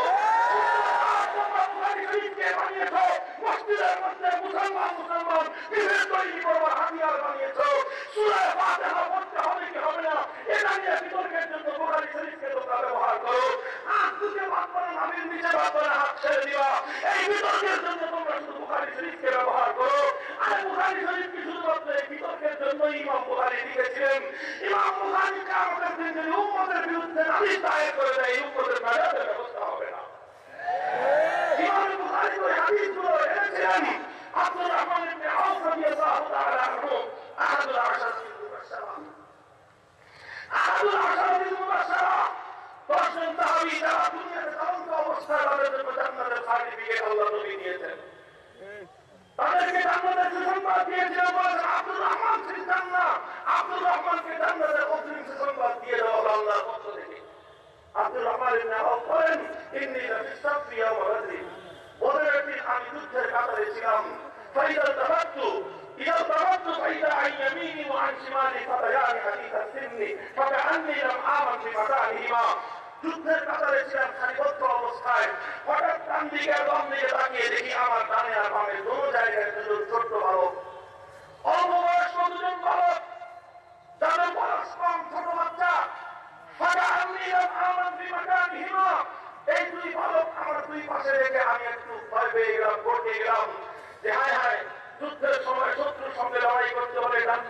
দিকে সাথীর কাছ থেকে সহযোগিতা প্রয়োজন হয়, আমার ডান দিকেও দুর্বল সাথী, বাম দিকেও দুর্বল সাথী, শত্রুরা আমাকে অ্যাটাক করলে তো আমি নিজেকে রক্ষা করবো না, এদেরকে রক্ষা করবো।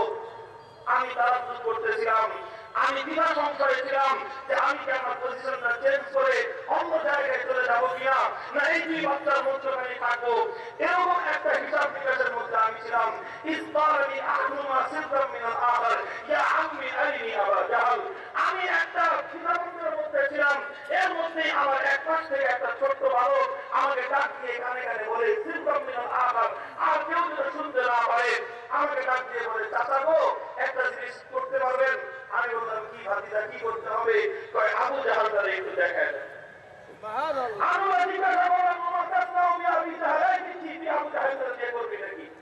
তুই ছোট মানুষ, বালক মানুষ, আমি তারে ভয় পেয়েছি, তোর সঙ্গে ধরে নিয়ে আমি কেমনে যুদ্ধ করবো? আর তুই খবর নেই সবচেয়ে বড় লিডারের, আবু জাহালের খবর নেই, ঘটনাটা কি? তুই আবু জাহালকে দিয়ে কি করবি? আবু জাহাল তো বিপক্ষ দলের সেনাপতি, প্রধান সেনানায়ক, তুই আবু জাহালকে দিয়ে কি করবি? ছেলেটা যে জবাব দিল, ও মুসলমান, ঈমান শিখে যাও, ঈমান কাছ থেকে ঈমান শিখে যাও। ছেলেটা জবাব দিতেছে আহাদুল্লাহ রাআইতুহু আন আকসুরাহু আও আমুদা দুরাহু। বলে যে আমি তো শুনেছি আবু জাহাল আমার নবীকে গালি দেয়, আমি তো শুনেছি আবু জাহাল আমার নবীকে সবচেয়ে বেশি কষ্ট দিয়েছে, আমি তো শুনেছি মক্কার মাটিতে আমার নবী যখন সেজদায় লুটিয়ে পড়তেন আবু জাহাল তার যারা কামনদাতা কর্মীদেরকে দিয়ে উঠে ঘুরিয়ে আমার নবীর মাথায় নিক্ষেপ করতো, আমি তো শুনেছি আমার নবী যখন বাইতুল্লাহর সামনে দাঁড়িয়ে যায় নামাজের জন্য তখন আবু জাহাল সে গামছা বেঁচিয়ে আমার নবীর গলার মধ্যে বেঁচিয়ে তার শুদ্ধ করে হত্যার চেষ্টা করতো। আমার নবীকে আবু জাহাল যত বেশি কষ্ট দিয়েছে আর কেউ এতটা দেয়নি।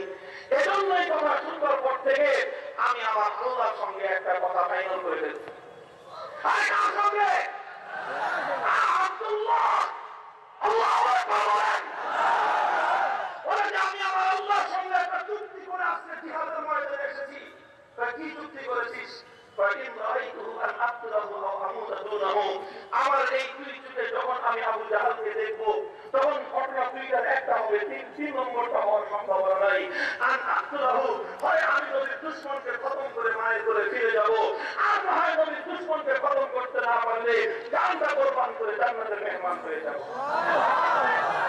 সেই জমিনে নবীর দুশ্মন বেঁচে থাকবে, সেই জমিনে আমি আল্লাহ পয়গম্বরের উম্মত হয়ে বেঁচে থাকবো, এটা আমি চাই না।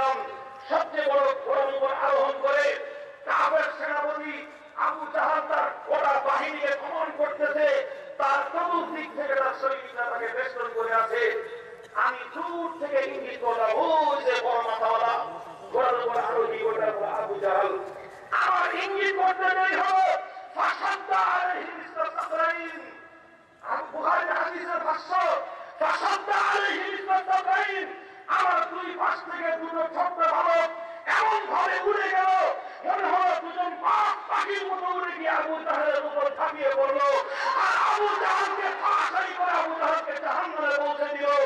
এই দুই সন্তান ওহুমা ইবনা আফরা, এই দুই সোনার সন্তান এক গর্বিত মা গর্ভে ধারণ করেছিলেন, সেই গর্বিত মায়ের নাম হলো হযরত আফরা রাদিয়াল্লাহু আনহা। এই মা তার গর্ভে 7 সন্তানকে গর্ভে ধারণ করেছিলেন। হে উম্মতের জননী, তোমরা শুনে যাও, সন্তানকে তোমরা লালন পালন করো, আর শুধুমাত্র ইঞ্জিনিয়ার বানানোর জন্য সন্তানকে তোমরা লালন পালন করো, ডাক্তার আর উকিল ব্যারিস্টার বানানোর জন্য তোমরা সন্তানদেরকে লালন পালন করো। সন্তান তোমার জন্য অনেক টাকা পয়সা রোজগার করে তোমাকে খাওয়াবে, সন্তানকে তোমরা লালন পালন করো, দুনিয়ায় তোমাকে আরাম আয়েশার ভোগ বিলাসিতা দিবে, আর নবীর সাহাবায়ে কেরাম সন্তানদেরকে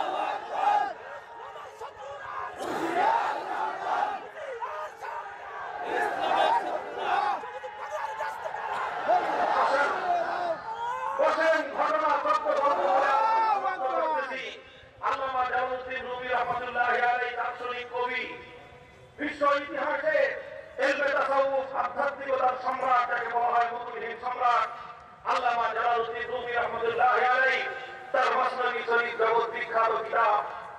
তিনি মসনবী শরীফের মধ্যে অনেক কাল্পনিক কাহিনী লিখেছেন, কাল্পনিক কাহিনী তৈরি করেছেন।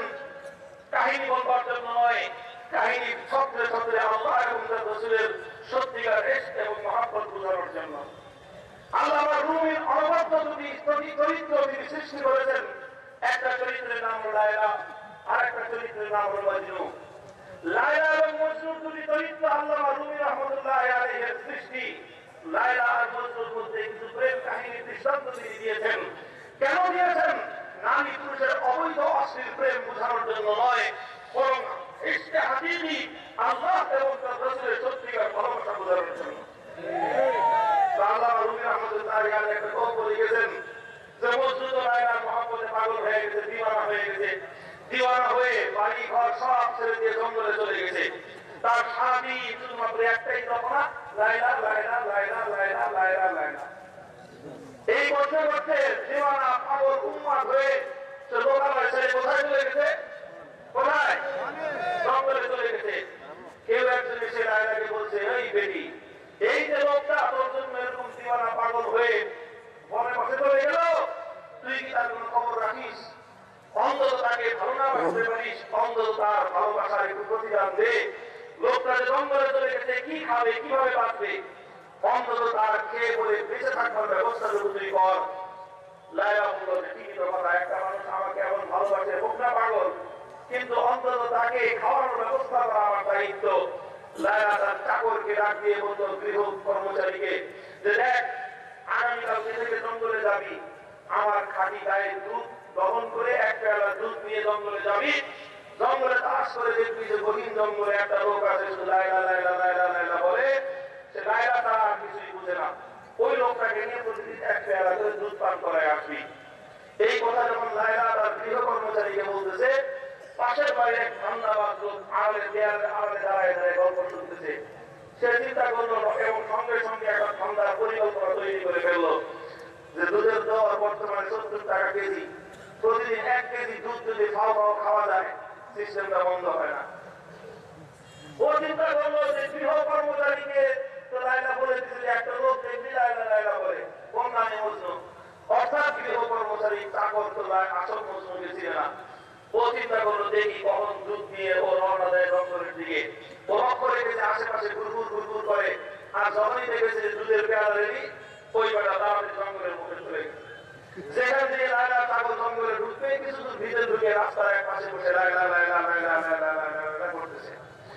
এখন চাকর যখন জঙ্গলে আসতেছে, ওর মাথার মধ্যে তো খুব প্রেশার, এত বড় জঙ্গল, কোথায় মজনুকে খুঁজে পাবো। 2-4 কদম হাঁটতে দেখেছে, মাশাআল্লাহ মজনুকে রাস্তার পাশে হাজির।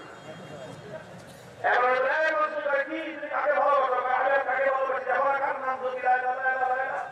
এই দেখো তোমার লায়লা তোমার জন্য এক পেয়ালা দুধ পাঠিয়েছে, দাও। দুধটা পান করছে, লায়লা লায়লা শুরু করছে। চাকর চলে আসছে, 5 মিনিট পরে মজনু চলে আসছে।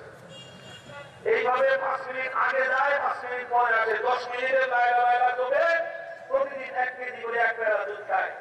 এইভাবে 1 মাস পর্যন্ত দুধ খেয়ে শরীরটা রাজু সুন্দর বাড়াইছে, মোটা সোটা হয়েছে, গর্দান মাল ভালো হয়েছে, চেহারা চমকাইতেছে। এখন পাবলিক দেখলে পারে চেহারা একটু চমকায়। বুঝেন নাই কথা? ভালো ভালো খায়, মুরগির ধান জানে, আর এরকম পোলাও পায়েস খায়, তো মুরগি চেহারার মধ্যে দুধ চমকাইবে না তো কি চমকাইবে? এই এটার নাম নূর, এটার নাম চেহারার মধ্যে চর্বি জমছে। চর্বি এক জিনিস, চেহারা চর্বি এক জিনিস, নূর ভিন্ন জিনিস। তো এটা তো প্রতিদিন খায়, এরকম 1 মাস পর্যন্ত গেছে। লায়লার মনের মধ্যে হঠাৎ একদিন সন্দেহ লাগছে। মানুষ বলে মজনু বলে কোন গহীন জঙ্গলে থাকে, আমার চাকর যায় ফ্রুট করে চলে আসে, ও কারে দুধ খাওয়ায়, ওকে আসল মজনুরের দুধ খাওয়ায় না কারে দুধ খাওয়ায়, এটা ওর মনের মধ্যে সন্দেহ হলো। চিন্তা করলো এবার তো প্রেমের পরীক্ষা নেওয়া দরকার। ও চাকরকে ডাক দিয়ে বললো, এই কামটি দেওয়ার সময় দেখা করে দিবি। যখন দেওয়ার সময় আসে, লায়লা পেয়ালা থেকে দুধ ঢেলে দিয়ে পেয়ালার মধ্যে একটা ধারালো তপ্তের কাপড় পেয়েছে, আর ওই এই কাপড়টা রুমালটা দিয়ে প্রতিদিন পেয়ালা ঢাকা থাকে, ওইটা দিয়ে ঢেকে দিচ্ছে। কইছি যায় বেটা, কয়টা নিয়ে কি করবো? কত মজনুকে যায় বলবি তুমি যেই লায়লাকে মহব্বত করো, সেই লায়লার জীবন বিপন্ন, তার জীবন রক্ষা করতে রক্তের দরকার। এখন তোমার লায়লা তোমার কাছে রক্ত চাইছে, রক্ত দাও।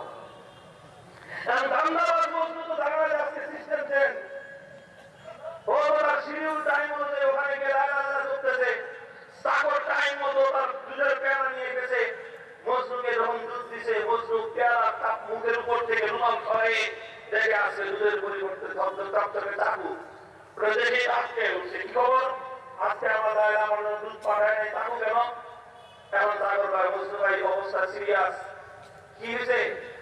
তোমার লায়লার মরণাপন্ন অবস্থা, ডাক্তার বলছে জীবন রক্ষা করতে হলে আজকের মধ্যে রক্ত লাগবে। এখন তোমার লায়লাকে রক্ত দিবে কে? তুমি লায়লার জীবন মরণ ভালোবাসা, এখন তোমার কাছে তোমার লায়লা রক্ত দিয়েছে যে এক বেলা রক্ত দাও। এখন এই বেটাতে পড়ছে বিপদে। যদি লায়লার মহব্বত করছি, দুধ খাইছি, এটা ভালো জিনিস, স্বাস্থ্যসম্মত মহব্বত। এটা কি মহব্বত? স্বাস্থ্যসম্মত ভালোবাসা। আর আজকে আবার যে ভালোবাসার সিস্টেম আসছে রক্ত দিয়া, এটা তো অস্বাস্থ্যকর মহব্বত। এখন ওই বেটা চিন্তা করে তরমুজি পরে চিন্তা করে না, এই রক্ত দিয়ে ভালোবাসার মধ্যে আমি দুধ খেয়ে যদি ভালোবাসা দেয় তখন এই ভালোবাসা আমি আছি। এখন সে বলে বেটা মজনু কি আমি রক্ত দেওয়ার মজনু? কি there is two kinds of Majnu. আর কি পড়ায় সবক পড়ায় there is two kinds of Majnu. শোন, মজনু হয় দুই প্রকার। কি মজনু দুই প্রকার? হ্যাঁ, এক প্রকার মজনু যারা সারা জীবন খালি দুধ খায়, তারা কোন সময় রক্ত দেয় না।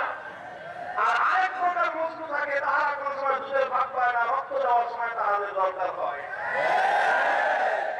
আমি হলাম প্রথম প্রকারের মজনু, আমি হলাম দুধ খাওয়া মজনু, রক্ত দেওয়া মজনু আমি না। রক্ত দেওয়া মজনু কোথায়? রক্ত দেওয়া মজনু যদি তালাশ করতে হয় জঙ্গলের ভিতরে না, রক্ত দেওয়া মজনু রাস্তার ধারে কাছে এত সহজে পাওয়া যায় না। এখন তো সাগর কয় কয় কি এক মাস দুধ খাওয়ার পরেও বলে কয় মজনু কয় প্রকার? এক মাস দুধ খাওয়ার পরে বলে মজনু নাকি দুই প্রকার। এখন তো সাগরের মাঝে আকাশ ভেঙে পড়ছে। আর বাড়িতে যাচ্ছি বই যে ভণ্ড মজনুরে দুধ খাওয়াইছি, এটা তো পিঠের মাই একটা বাড়িতে পড়বে না। ও চিন্তা করছে যে গরিব হোক আজকে রক্ত নিয়ে বাড়িতে যাওয়া লাগবে। এখন তো জঙ্গলের ভিতরে খুঁজতেছে আসল মজনুকে। খুঁজতে খুঁজতে জঙ্গলের গহীন অঞ্চলে গিয়ে দেখে ঠিকই একটা লোক মরণাপন্ন অবস্থায়, হাত দিয়া গোস্তের হাত দিয়া চামড়ার মধ্যে গোস্ত নাই, কঙ্কাল সার, মরা না বাচ্চা বুঝাই যায় না। সামনে গিয়ে দেখে ঠোঁট দুটা নড়ে, কান পেতে শুনে ক্ষীণ আওয়াজে একটাই শব্দ ভেসে আসে, লায়লা লায়লা লায়লা লায়লা। এই তো আসল মজনু। ও কানের কাছে গিয়ে বলে মজনু ভাই, লায়লা পাঠাইছে আমাকে তোমার কাছে। লায়লার নাম শুনে রব দিয়ে উঠছে। কি দরকার বলো? কয় একটা রক্তের দরকার, বাস, আর কোনো কথা নাই। সঙ্গে সঙ্গে চাকরের হাত থেকে পেয়ালাটা নিয়ে সেই ধারণ চাকু দিয়ে সারা শরীর কত বিক্ষত করে রক্ত বের হয় না, এরপর নিংড়ায় নিংড়ায় পেয়ালা রক্ত দিয়ে বলছে খবরদার আমার লায়লার যদি কিছু হয় তাহলে কিন্তু আমি কাউকে ছাড়বো না। গল্প শেষ। আল্লাহ রুমি রাহমাতুল্লাহি আলাইহি এই গল্প লিখেছেন শুধুমাত্র কাহিনী শুনবার জন্য নয়। আল্লাহ রুমি এই লাইলি মজনুর এই চরিত্র তৈরি করছেন অশ্লীল প্রেম বুঝাবার জন্য নয়, নারী পুরুষের অবৈধ রঙ্গলীলা বুঝাবার জন্য নয়। আল্লাহ রুমি রাহমাতুল্লাহি আলাইহি চমৎকারভাবে ইমাম তাসাউফ এই ঘটনা লিখেছেন সত্যিকার অর্থে আল্লাহ এবং তার রাসূলের মহব্বতের ভালোবাসা বুঝাবার জন্য। আজ পরিষ্কার একটা কথা, আল্লাহর জমিনের মধ্যে নবীকে আশিকে নবী বলে পরিচয় দেওয়ার মতো মানুষের কোনো অভাব নাই। নবীকে ভালোবেসে ইমানদার দাবি করবার কোন মানুষের অভাব নাই। তবে নবীকে যারা প্রেমের দাবি করে স্পষ্ট, নবীর সত্যিকার নবীর প্রেমিকরা দুই প্রকার। এক প্রকার নবীর উম্মত হলো তারা যারা শুধুমাত্র দুধ খাওয়ার সময় নবীর আশিকের উম্মতের আশিকের পরিচয় দেয়। এক প্রকার উম্মত হলো তারা যারা শুধু সিরাজের আবৃত্তি খাওয়ার সময় নবীর ইশকের পরিচয় দেয়।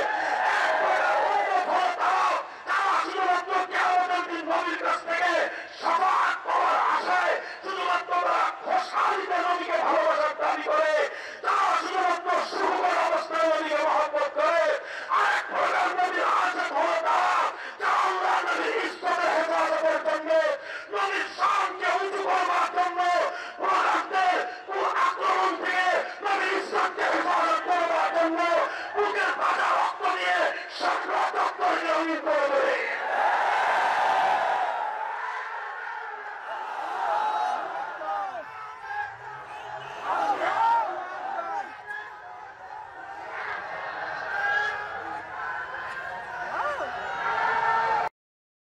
ভিডিওটি দেখার জন্য আপনাদের সবাইকে ধন্যবাদ। আমাদের চ্যানেলের ভিডিওগুলো লাইক, কমেন্ট এবং শেয়ার করুন এবং সাবস্ক্রাইব করতে ভুলবেন না। আর সবার আগে দেখতে বেল বাটনটি বাজিয়ে দিন। ভিডিওটি দেখার জন্য আপনাদের সবাইকে ধন্যবাদ। আমাদের চ্যানেলের ভিডিওগুলো লাইক, কমেন্ট এবং শেয়ার করুন এবং সাবস্ক্রাইব করতে ভুলবেন না। আর সবার আগে দেখতে বেল বাটনটি বাজিয়ে দিন।